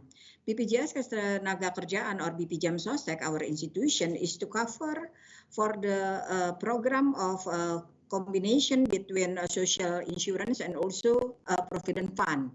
So we are now running about 4 programs that consist of provident fund benefit, pension benefit effective since 2015, whereby we start from inception as a transformation from state-owned company before, PT Jam Sostek Persero. And then occupational accident protection, employee death insurance, and the last one is JKP, or what we call as unemployment insurance, that will be effective in February 2020. Now we have managed about 50 million participants that registered our various program that coming from either formal and informal sector, and also migrant worker and also construction worker. For return to work itself is when we start since 2015, we have completed about 916 cases out of the occupational accident cases, about 760,000 cases. And most of them for the return to work, alhamdulillah, went back to their existing employers. I think that's all from myself. Thank you. Thank you, Ibu Roswita. It's so nice to hear that we have a twin sister in Indonesia, because I think the scope of work between, or the legal mandate between BPJS Jam Sostek or Ketenagakerjaan is very similar to BP Jam Sostek. Yeah. BP Jam Sostek. BP Jam Yes, Sostek. easier. Yes. Yeah. Thank you, Ibu Roswita. And now, last but not least, we have Dr. Hafiz Hussein. If you could please introduce yourself, tell us a little bit of what you do, but keep the best part for the presentation.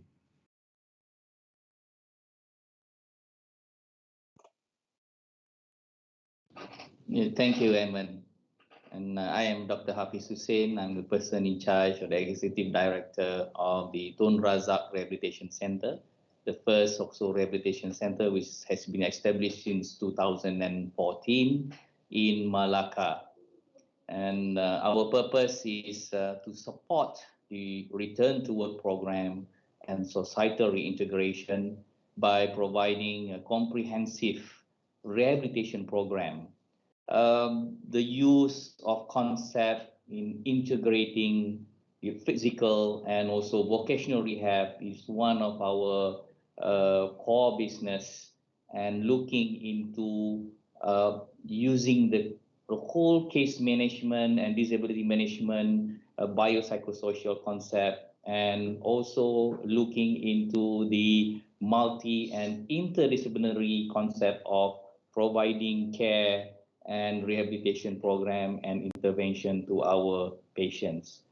So these are one of the brief introduction of what we do, and of course I think you have a lot of distinguished speakers today, and of course I'll be speaking more at 2 p.m. About the whole center itself after lunch. Thank you. Thank you, Dr. Hafiz. Just a reminder to our participants, this is how we will be running this forum.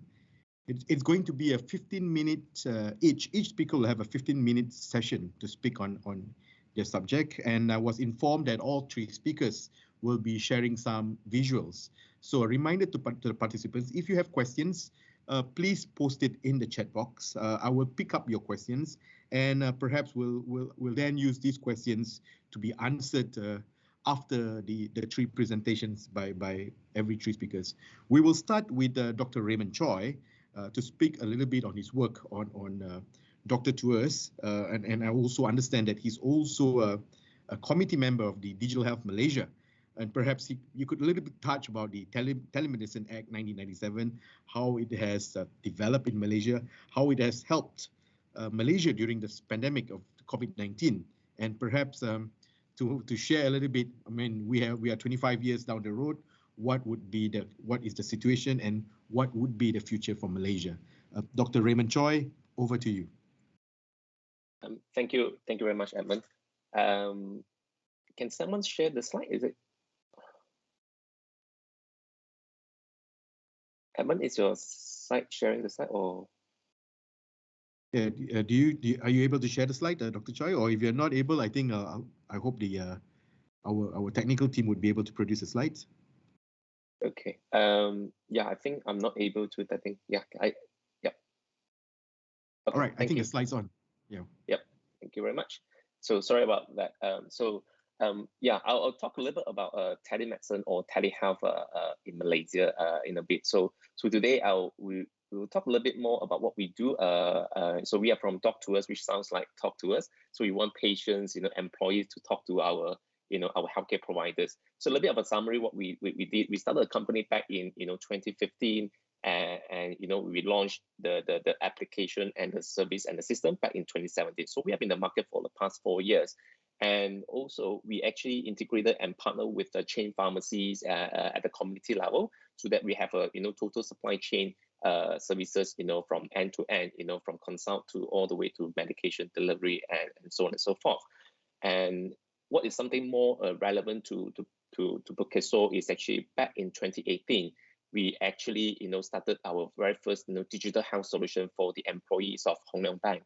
And at that time in 2018, and there wasn't any corporate companies actually using telehealth or telemedicine services for their employee. And Hong Leong was the very first to embark on this journey since 2018. And from there, we actually slowly and gradually got quite a lot of tractions from other companies and workforce as we go later, which I'll bring in later. Yeah. So the rest will be working with the third-party administrators, integrated with them, as well as insurance company. And at Doc2us, we also developed the e-prescription system powered by digital signature system as required by Ministry of Health, and in compliance with the Digital Signature Act, the MCMC, right? And at the same time, we work with AIA, and we are the largest electronic prescription provider. Every single minute as we speak right now, we actually generate one e-prescription, valid e-prescription as we speak right now. And this year, we actually, also went into, offline services as well. So we actually provided a lot of, COVID screening in view of the pandemic outbreak, as well as we are, fortunate enough and privileged enough to actually work with the government as well as the Selangor state to actually, operate, 27, vaccination center PPV across Selangor and some other states. And yeah, next please. Okay, so a little bit of telehealth, right? Since the pandemic started last year and our first lockdown in March 2020, right? And everyone still remember our very first lockdown. we started what we call the COVID-19 task force from ourselves. We actually rally more than 120 over voluntary healthcare providers to actually step forward to provide virtual health advisory to the public when they need any COVID-19 support or inquiries or related matters, right? So our doctors and specialists will be able to answer them in real time, and this is a free services since then. And because of that, we also integrated MySejahtera to provide this virtual health advisory to the public from July until even right now. So the traction has been quite up and down depending on the cases. So there were time actually we were quite quiet. I think last year, July, August, and then it picked up again, right? And until right now, we are dealing with 20K cases a day, right? And our traction has been very, very high because we are seeing more and more, patients who actually self-quarantine at home, who actually looking for answers, looking for help. And this is the time where telehealth or telemedicine services actually come in handy because we are able to connect all these, homebound COVID patients and to the healthcare providers in real time through text chat within the system itself. So MySejahtera all the way to Doc2Us platform, and they can actually, continue the support and to even monitor their conditions in the next 10 to 14 days when they are being, diagnosed with COVID-19. At the same time, from there, we actually can even escalate to, ambulance services to send the ambulance because they have, gone from Cat 1 to even Cat 3, Cat 4 conditions, things like that. So this is the power of digital health, because we are able to leverage this and connect to the household, to the people at home. And in view of the 20K cases a day, none of the government in this world will be able to cope, right? We are exhausting our healthcare, system, right? And hence, with digital health, I think it will help to, reduce some of the loads of the government, of the KKM, as well as the hospitals, right? So if we can actually manage at the community level via digital health, I think we can actually reduce some of the loads, right? At the same time, we actually, provide quite some vaccination programs, COVID vaccines, run some PPVs for the federal and the state. And so today, I think we have done close to, 800,000 doses from our side. Next, please. Okay, so these are some of the PPV centers that we had. Okay, next. Okay, so we started a company, to provide telehealth services, of course, with the mission to connect doctors and healthcare providers to each and everyone, right, regardless of what ethnicity you are, right? And so this is our mission to start with, and we have the vision to improve health and well-being of all mankind, leveraging on technologies, right? And right now, within the healthcare community, so we always talk about the 4 Ps, right? Patients always come first, providers, as well as the policy maker, and the payer. The payer could be, the employers, the out-of-pocket, private patients, as well as the insurers, right? So these are the community that we are actually dealing with, putting the digital health into the equation. Next, please. Okay, and this is the ecosystem that we have built since then. So we have the teleconsult, which is the online services. We have the whole e-pharmacy solution, which is connecting the doctors and the patients and the pharmacy remotely, so that when the e-prescription is being generated, it will flow in real time to the designated pharmacy. So right now we have more than 800 over pharmacy outlets using the system, and we should target about 2,000 by next year onboarding these services, so that in a way we are replicating the UK NHS system into Malaysia, providing the dispensing separation where the doctors actually do the consultation, diagnosis, as well as prescription, right? While the pharmacists will provide the professional dispensing services, right? And so this is what we have been doing, separate the 2 roles via the digital health solutions. And on the consumer healthcare, this is our offline businesses where we actually provide the clinic services. We also mentioned the clinic business, and we actually provide a lot on-site for our corporate and the workforce in terms of the wellness program, like health screening, regular health screening. So we send a medical team to the on-site, as well as we before COVID-19, we call it BC, right? Before COVID-19, we did a lot of flu vaccination programs, right, for the corporate, for the workforce, and we send the team to do that. So a lot of on-site work and wellness program for the factory workers, for the corporate employees as well. And we also send our team to the home for the house call services, for the nursing care services that we've been doing. So this COVID-19, we've been doing a lot of COVID screening project, and also a little bit of the vaccination program for the on-site, right? And on the health and wellness, mainly is our content. So we actually provide a lot of health tips and health articles content to really educate and engage our people, our employees, so that they are well empowered and educated on the health and well-being of them, right? So these are some form of digital, content that we actually provide to them on a daily basis. Next, please.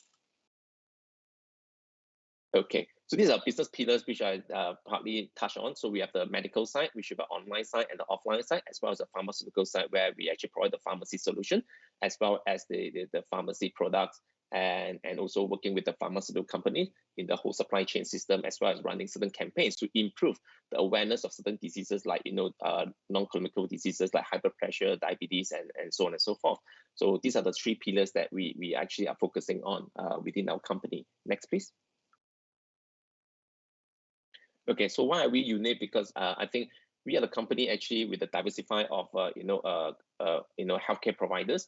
We have specialists, GPs, pharmacies, dietitians, and physiotherapists as well. And we are the first and only telemedicine provider that provide approved e-prescription with digital signature system, and with a strong e-prescription system provided to the pharmacy as well. Next, please. Okay, so this is a little bit more interesting. We started in 2017, right? And at the time we actually did less than 500 e-prescription that year. And 2018, as I mentioned, we actually started with a corporate. So we actually worked with Hong Leong Bank in 2018, and that year it picked up 5.5K e-prescription on that year because of Hong Leong and some of the pharmacy joining. And subsequently, 2019, actually, because of more and more companies and factories joining the program, the telehealth hybrid program, where we saw even more, close to 90,000 e-prescription that year in 2019. And last year, because of pandemic outbreak, we even saw greater adoption of the corporate companies coming on board to use the telemedicine services for their employees and the workforce. And last year, we did 232,000 e-prescription alone. And this year, as of June or July, we did even close to 150,000, right? So we are actually uptrending. The adoption is quite promising. And to date, we have done more than 5,000 e-prescriptions as we speak right now. So there's a steady growth in terms of adoption of telehealth services in Malaysia, especially in the corporate sector. Yeah. Next, please. All right. So a little bit of milestone. So, when we talk about, patients come to the doctors and talk to the doctors, right? Our average, response time is about 2 to 2.5 minutes on average, and which we are continue to improve this. And right now we have more than 800 over corporate clients, actually, mainly from MNC and PLC, using the services. We have, more than 900 healthcare providers, and with the service rating of 4.6 out of 5. Yeah. Next, please. And these are some of our strategic partners. We work closely with the Ministry of Health, and also work with the MySejahtera team, and we work with the some of the companies, insurance, lab, integrated, managed care organization, as well as some of the healthcare services like cell care for the vaccination program.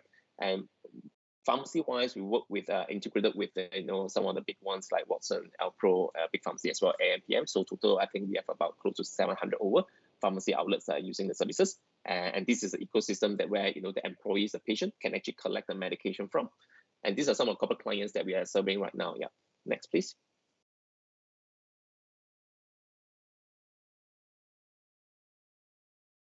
Okay. Next, please. Yeah. So a little bit of a quote.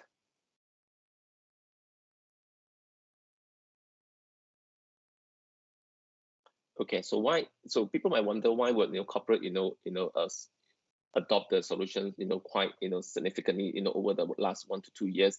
Of course, there are a lot of reasons. For the employers, of course, is actually healthcare. We can't run away from cost, right? Hence, what we believe in the value-based care services, right? And we define value-based care as quality of care multiplied by outcome of care divided by cost of care. So the lower the cost, the better the value.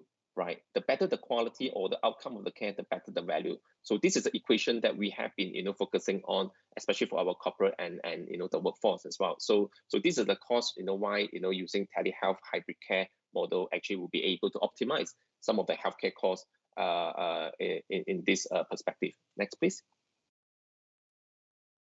And these are some of the cost saving. That how are we able to bring the saving to the corporate clients because of the bulk procurement of medications, efficiency and productivity within the system itself. So we are able to actually, optimize the cost up to 40% for the employers as well as the insurance company. Yeah, next. All right, so this is one of the companies actually, before using the service, actually, which is at the top line, and the bottom line is actually after using the services within the the 3 months or so, and they actually optimize the cost to 27% for the whole company of the medical benefits. Yeah, next please. Yeah, so in terms of the whole corporate benefits, apart from the cost optimization, I think most importantly is actually to the employees and the workers, where how can we actually continue to engage with them, right? So imagine if you are living with non-communicable diseases like high blood pressure, diabetes, heart diseases, asthma, you do not live with it when you go to hospitals or clinics. You live with it 24/7. So how can we continue to engage with the employees and the patients and the workers outside the clinics and the hospitals? It's actually through mobile technology, through telemedicine, telehealth platforms. So, right, and telemonitoring, so on and so forth. So we continue to empower, encourage, and enforce to make sure that they comply to the medication, they comply to the lifestyle modification, right? So that, the whole idea is to actually reduce their complications from the diseases, for instance, the diabetes and high blood pressure, so that we can actually reduce some burden for the company, the family, and the patient themselves, so that they do not need to go all the way to tertiary care to hospitals.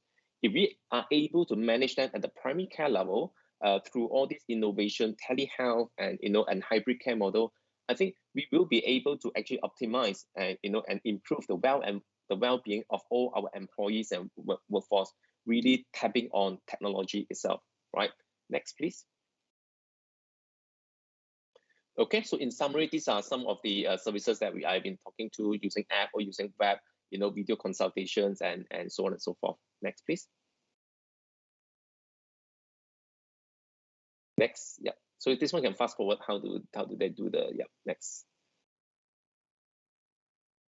And these are all the how do actually employees talk to the doctors. Next, please. And next, and this is how they check out and get the medication delivered to the doorstep. So we are able to do same day delivery, same day delivery in major city. We're able to do within 2 hours, especially Klang Valley. So and nationwide, we are able to deliver long-term medications with average about 1.2 days in Peninsular Malaysia and 3 to 5 working days in east side of Malaysia. Okay, next please. Okay, so these are some of the corporate programs that actually we provide to our corporate and workforce.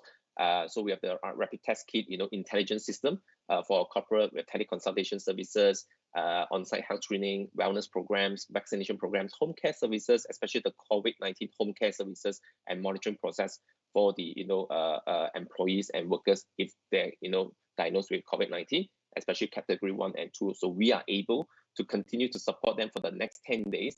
So that to make sure that they are well, and before they actually deteriorate, we are able to interfere and send to the hospitals, right? Because the beds, in Malaysia right now is quite packed. Dr. Choi, Edmund here. For the interest of time, I'm allowing another 3 minutes for you to wind up. Yeah. Okay. Thanks, Dr. Choi. Thank you. Next, please. Okay. So I'll talk a little bit about the adaptation and adoption in the region. Next, please. In terms of telehealth. And so if you look at the rate bars, it's quite positive. These are some of the feedback from the people and what's their view on digital health. So you can see they are all quite positive. Next, please. For all the digital health services, and these are some of the regional players in China. Is a 900% increase of adoption during this pandemic outbreak on the telehealth services. Next, please. In the region of Singapore and Indonesia, we're looking at 70 to 150% on average during this pandemic outbreak. In Malaysia, we are looking at 40 to 70% of adoption. So we're still quite far from that. But actually, this pandemic outbreak has actually spread out and catalyzed the whole adoption of telemedicine, telehealth, services. Next, please. Okay, so this is some of the countries that actually they're moving forward to the telehealth services after this pandemic outbreak, as you can see from the chart here. Yeah, next. Okay, in Malaysian landscape, so these are some of the players. You have the offline services, clinic services, hybrid care services, and these are some of the companies and based on what the age reported in 2018. So you can see Dr. is there, Naruri, which is the mental health, and the rest of them. Okay, next please. Okay, so from the healthcare perspective, the first rule of thumb, no matter how much you want to innovate it, and our first rule of thumb is do no harm, right? And ultimately, it's really how can we actually improve health and well-being of our people, the employees, as well as the workers. Next, please. And talking about Telemedicine Act, actually 1997 Telemedicine Act, it wasn't actually enforced until right now. So there's no act at the moment governing the digital health, but the government Ministry of Health is actually working closely with the stakeholders to really come up with a regulatory framework, hopefully this year, if not next year, right? So right now, everyone is self-regulating, but what is more important is actually what is not forbidden is actually allowed based on what medical legal inform all the players, right? But most importantly is actually do no harm and continue to innovate. Only then we can actually continue to improve health and well-being of all mankind in Malaysia, leveraging on technology. Next, please. All right. So thank you, and sorry about the lengthy sharing. Thank you, Edmund. Yeah. Thank you, Dr. Raymond Choi. I just love the way that Dr. Tours have digitalized medical treatment, not only on the medical perspective or physical perspective, but as well as the mental health as well. I also enjoyed how technology has actually has actually done a lot of reachability. I'm not sure if it's a word, and as well as inclusivity in terms of medical treatment, and how it. And also, I do enjoy seeing that it has spread in countries like China, Indonesia, and Singapore. And also your take-home message: do no harm, yeah, and whatever is not forbidden is allowed. So I think that's a very good, innovative way to explore this further. So now we are taking this forum to Ibu Roswita. Perhaps you could also share, Ibu Roswita, you could share with us your legal framework in Indonesia and how it has evolved. And also I understand that BP Jam Sostek works closely with cases on injuries, disability, and so on. Maybe you could also describe how rehabilitation, disability management, or even claims management is being done with these new challenges of social distancing. So, Ibu Roswita, over to you. Okay, thank you. I want to share some slide, and then at the end we'll share for the video. Mana dia? This one. Terus mana? Hah? Tunjukin aja. Yeah. Can you look at the presentation here? Yes, we see your presentation. Okay then. Okay, thank you. I want to share about the telemedicine, what we have in Indonesia. Referring to your question whether we have similar legal framework like in Malaysia, yes, we have, even though it's issued in 2019 here.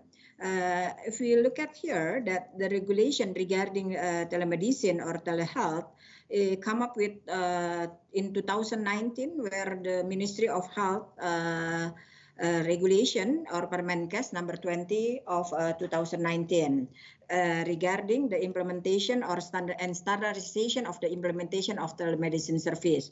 Why the regulation come up here? Because actually the innovation in telemedicine service already conducted since 2015 and 2016 by some private investors. And then to make a standard regulation, because the government realized that this is so important to support the healthcare service in especially in remote area. So it can be, it's gonna be to standardize by the regulation of Permenkes, Ministry of Health. And then what about us? For BP Jam Sostek itself, because for the last 2 years, as we know that during pandemic that come up with the social distancing, physical distancing, so we do some adjustment in our service, especially in occupational accident benefit. whereby we conduct the approach by telemedicine in some cooperation with the hospital or healthcare center under our cooperation, with combination between physical assistance and also some with telemedicine through a platform not yet standard. We use still like Google Map, Google Meet, or Zoom, something like that. I mean, it's to be honest, we need to make it more standardized and into our platform that currently being developed under digital application Jamsostek Mobile.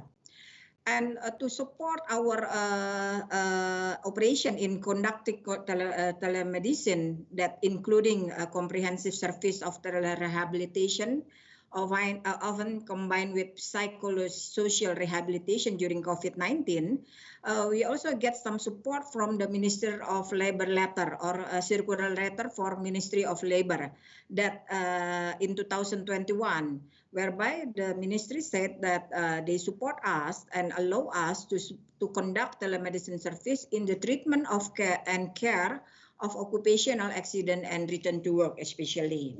And this is what we've done so far for the last 2 years by doing the healthcare service by combination physical and also telemedicine. What about the pro and cons about the situation here? We know that we already get the government support, but we believe that it's so useful to cover service, especially for the country like us, archipelago, you know, and then it's so benefit for us because it can be combined multidiscipline medical expertise. But the situation, the cons is actually for the patient itself, they still prefer about the existence. I mean, they feel that they serve with less human support because it's not common for that to get advice from long distance or through electronic platform. So this is the situation we still face up to now. Even though for the positive point from us that due to we still have some limitation about the number of case manager, so we can use the platform itself to be more easier to achieve all the patients under the program return to work and also under the control of recovery in injury, working injury. And what about the return to work cases relating with the employee accident insurance? As we know that I mentioned before that return to work cases during 2015 until 2021, we have complete about 916 cases. And if you look at here, during the last 2 years, there is a tendency of the decreasing of number close. I mean, the case closed for the return to work. Out of that, we still manage about 70 case return to work that are still on process. The decreasing number here, we believe, out of the number of the employee accident, we believe that because of there is some limitation about the connection network, so it's not easier for us to get the control of the recovery process of the patient, especially out of Java and Sumatra.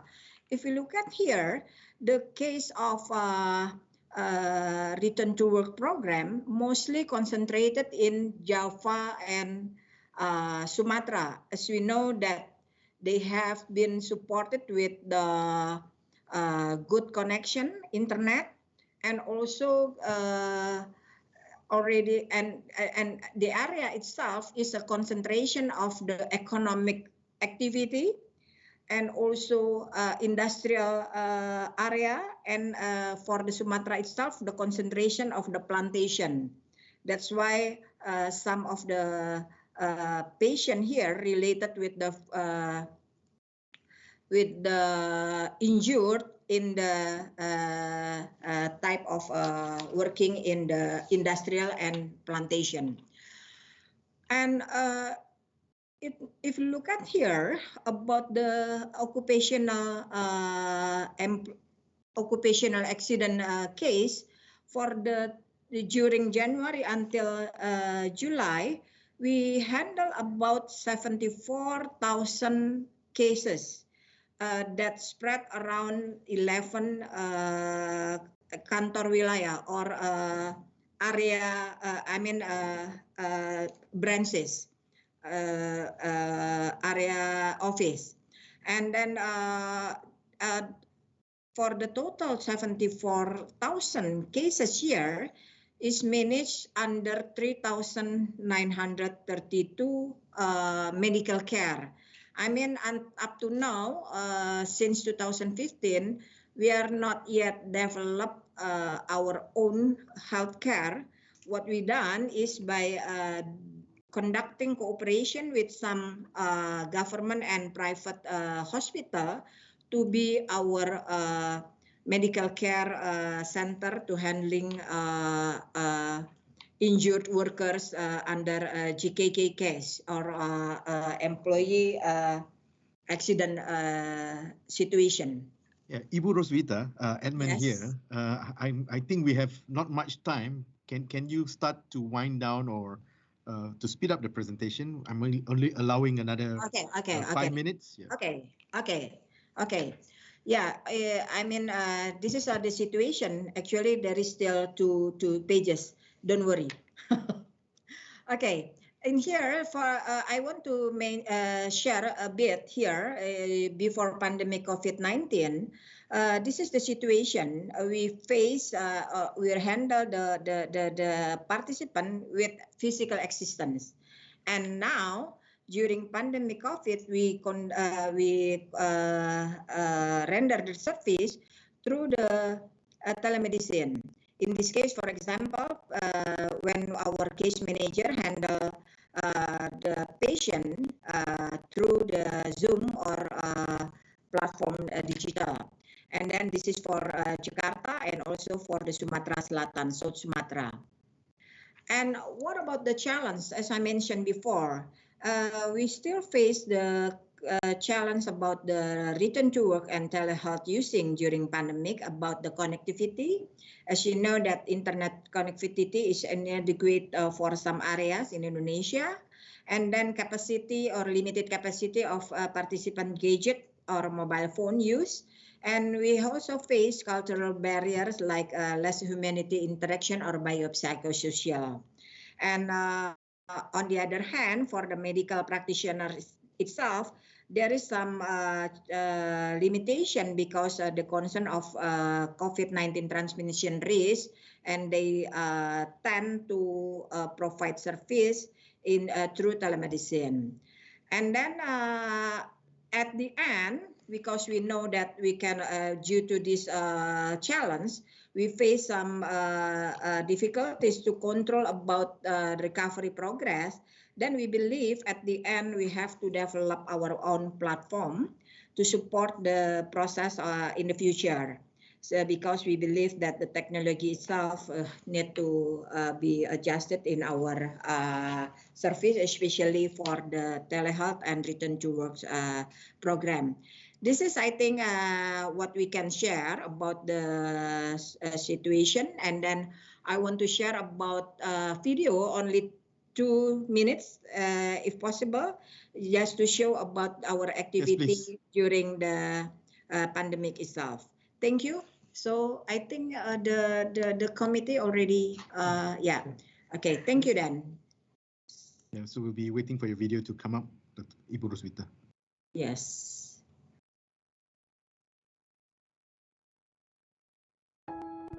The medical diagnosis telehealth on disability by advisory doctors for BPJS Ketenagakerjaan immigrant workers of Indonesia in Taiwan. Distance should not prevent BPJS Ketenagakerjaan from providing benefits for the workers. These immigrant workers compensate with disability benefit of 35 and 500,000 rupiah. Losing 4 fingers over work-related injuries. The post-surgery, which cut off 2 toes and then replants them into the middle and 3rd fingers of the right hand.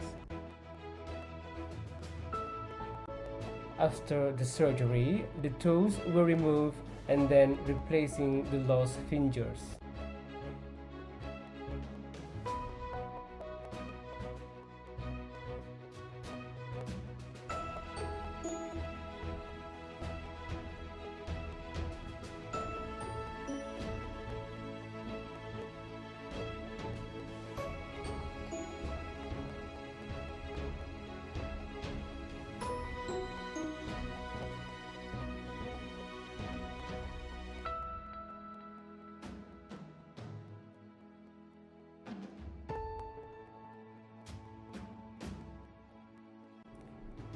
The medical diagnosis telehealth on disability managed by advisory doctors and BPJS Ketenagakerjaan team.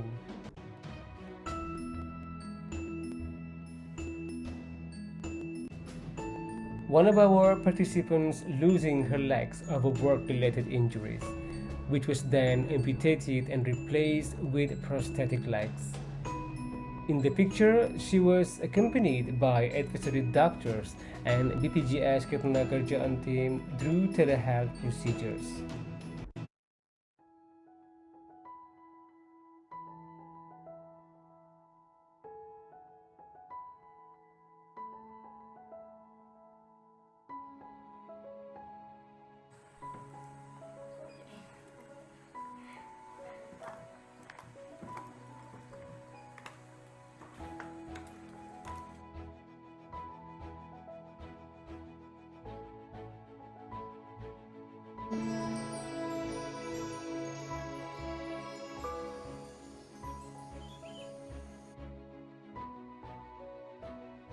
This is Gaida, one of BPJS Ketenagakerjaan.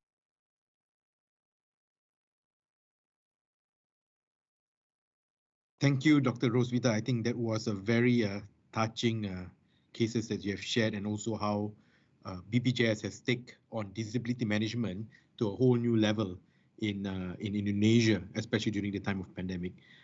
For the interest of time, we will now move to Dr. Hafiz. Dr. Hafiz, you may have about 10 minutes. Unfortunately, I hope you could squeeze that in. Dr. Hafiz, you run a medical rehabilitation facility, one of the largest in Southeast Asia, which is very heavily dependable on high-tech equipments and rehabilitation. Could you tell us or share with us in your presentation on what's going to be the inting of rehabilitation, and perhaps to talk a little bit of how virtual reality or gamification would be part of rehabilitation and disability management. So Dr. Hafiz, over to you. Tidak, dia mantap banget.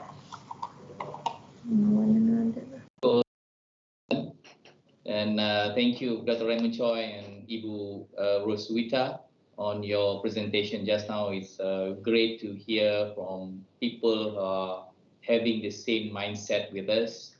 And of course, now let me share about our approach in disability management or case management in the terms of maneuvering the challenges since the start of the pandemic, even using the technology and including the telehealth or telemedicine or telerehabilitation itself. If you look into the bigger picture, rehabilitation intervention, we talk about rehabilitative intervention, regardless of your age, location, situation, your various dysfunctionality, it is very imperative to support the individuals and to promote their wellness, their inclusivity, their activity participation, and of course, return to work or employment.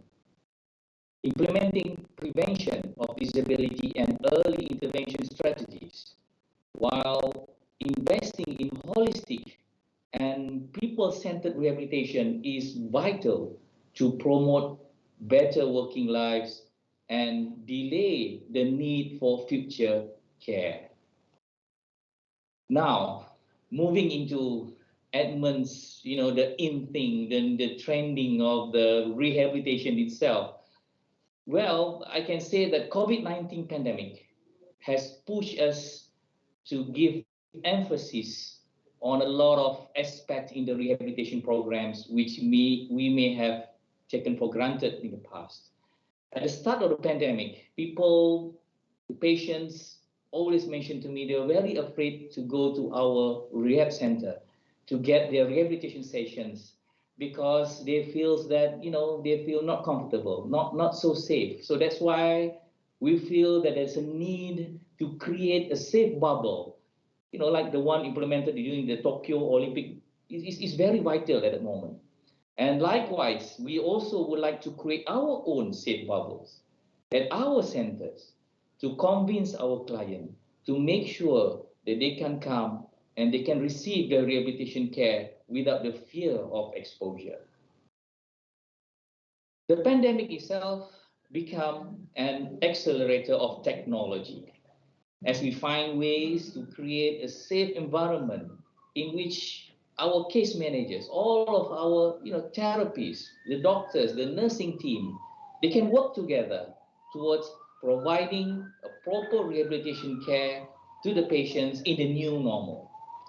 In Malaysia, I think the regulation or the Telemedicine Act has already been written since 1997. But however, I can say that only for the past few years that we understand. 20 years after we introduced the regulation, then we know and we really understand the need and the importance of this regulation. With this new norm, our case managers also will be able to provide tele-case management or tele-rehabilitation, right? And in their case management and of course in their care coordination towards their clients using the the Zoom via Google Meet or whatever internet tools that is available, and the initial assessments and the return to work programs are carried out online to those clients who are even in quarantine or even they are unable to travel to our centers due to movement control orders. The case managers are also able to use the 360 cameras, whereby they are providing a better visualization during home improvement consultation or during worksite assessment, so that there will be there will be a team who are ready to assist them wherever they are. The tele-rehabilitation is also widely used in our centers for the last, recent 2.5 years.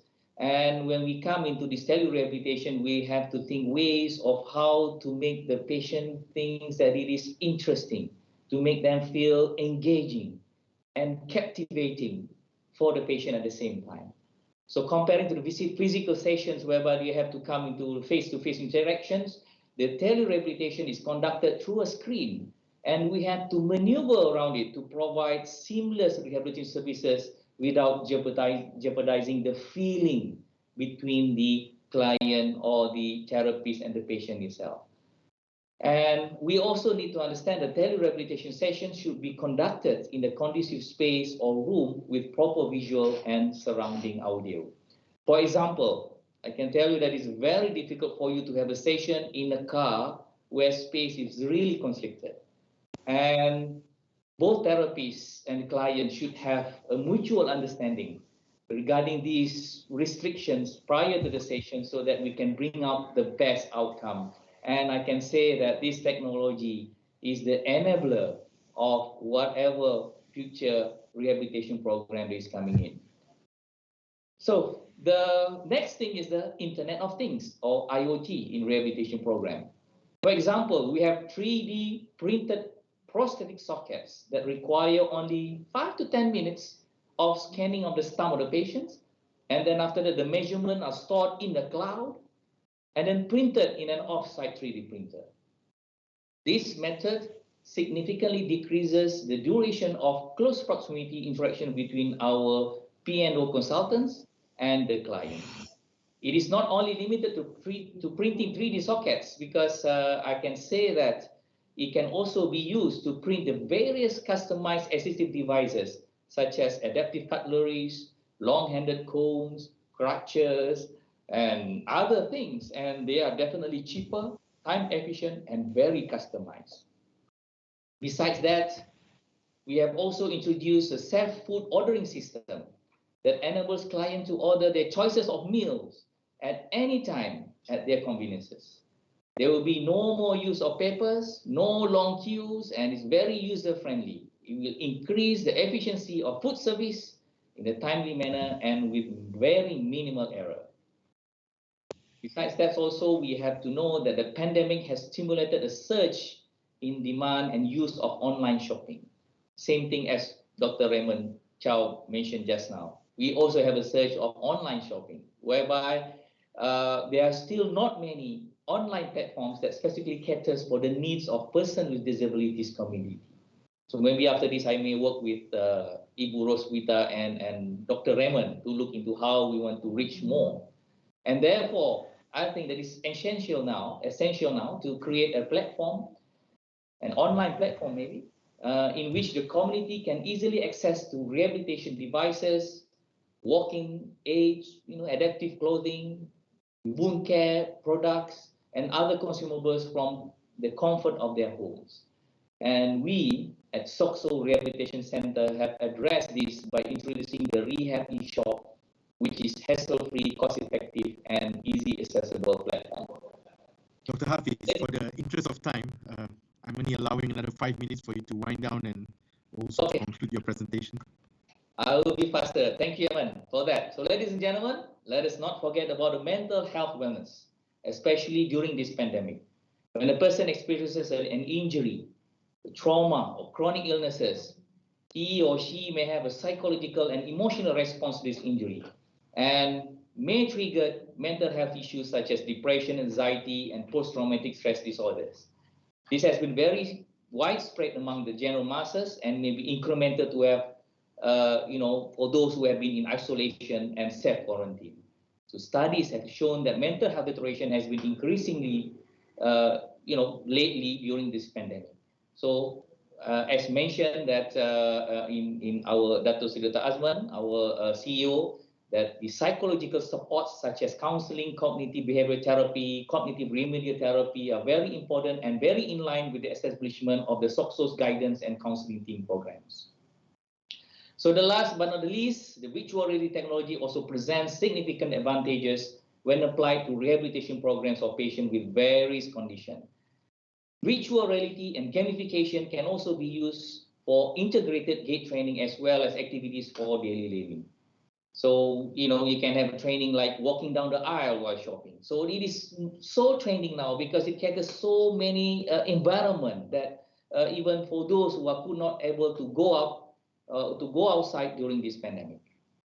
So it allows us to bring the outside world into the safe bubble without risking exposure to our clients. We give them realistic experience even of walking on a beach, hiking on a mountain, or even playing golf without traveling to those places. And the new trend is that the incorporation of haptic sensors for greater customization and greater feelings that can upgrade, also provide the endless possibility for the future of the rehabilitation. So in conclusion, I can see the technology as an enabler of the transformation. 20 years back, I would have imagined a car like Tesla that uses fully electric to charge and drives and autopilot.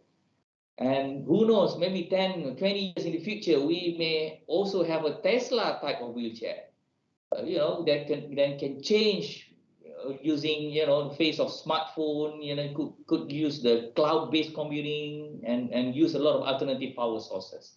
I am definitely looking forward to the future where more assistive technologies that could help rehabilitation professionals in reaching out more to the residents, providing more precision interventions and enhance their clinical efficiencies. And as I mentioned before, The possibilities are endless, and I'm excited for the transformation, and we have to start crafting our pathway to the future of rehabilitation. Thank you, Ahmad. Thank you, Dr. Hafiz.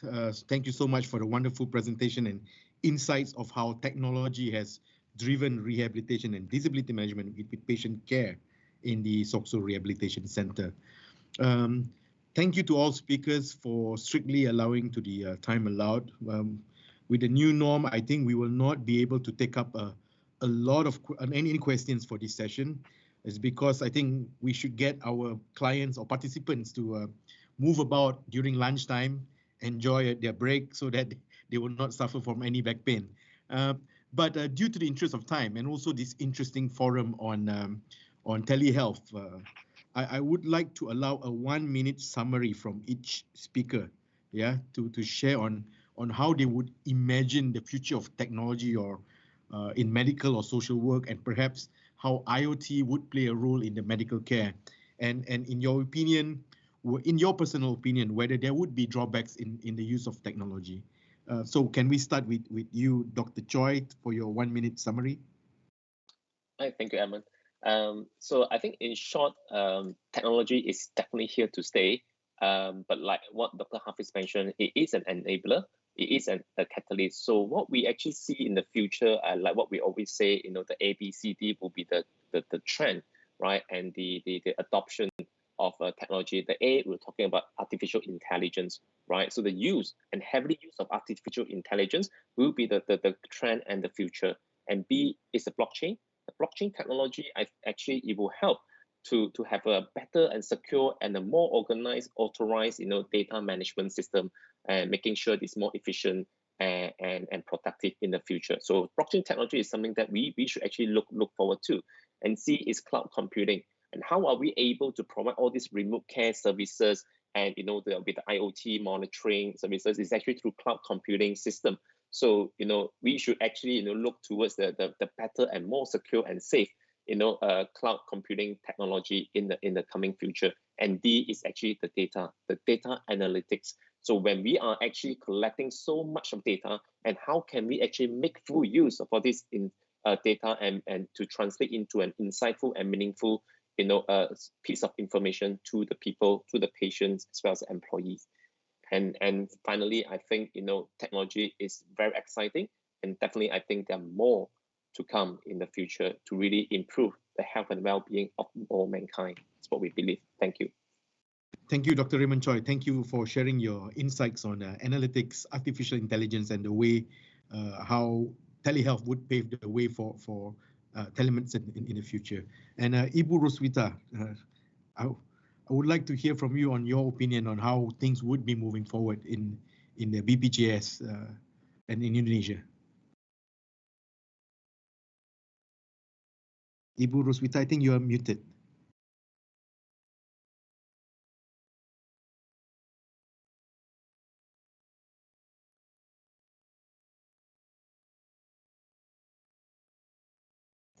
Yeah, hello, sorry. Okay, finally.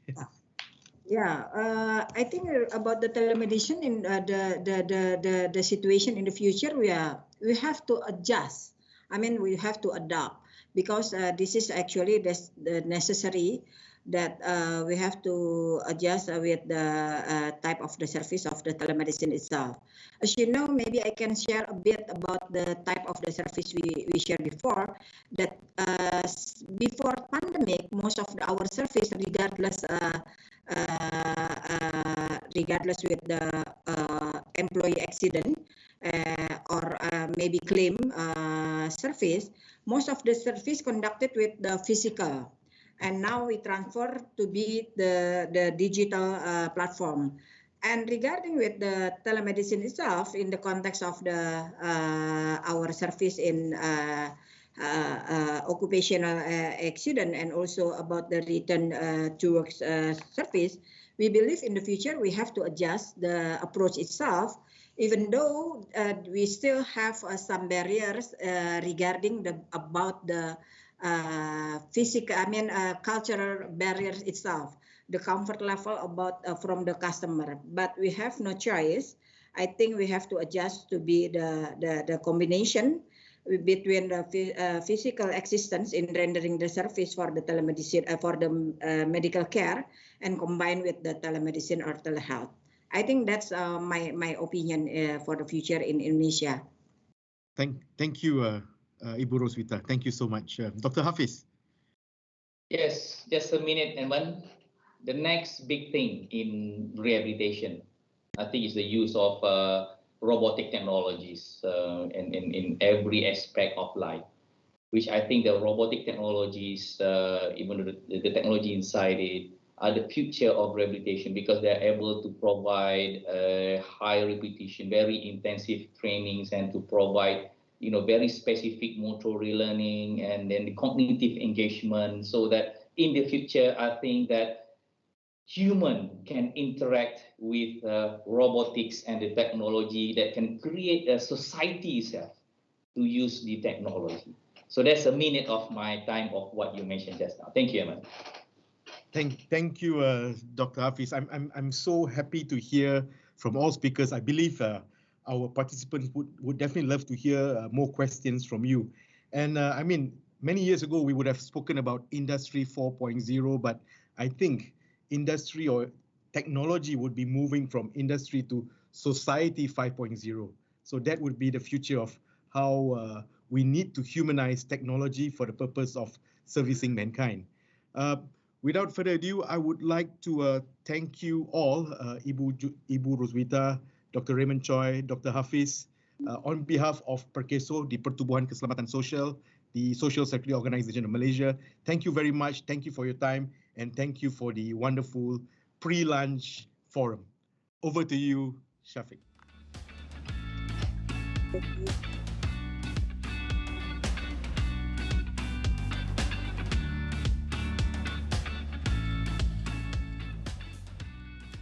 Now that wraps up the first forum for today. Thank you, Mr. Edmund Cheong, for moderating this session.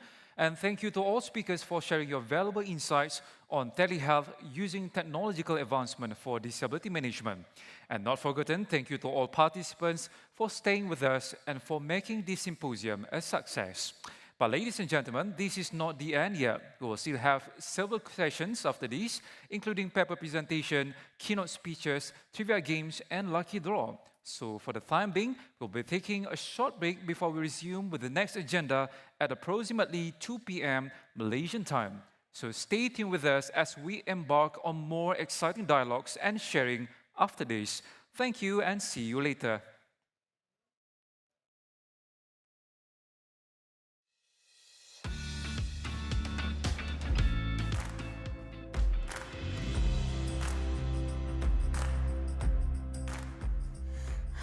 Alamak, macam mana ni? Assalamualaikum.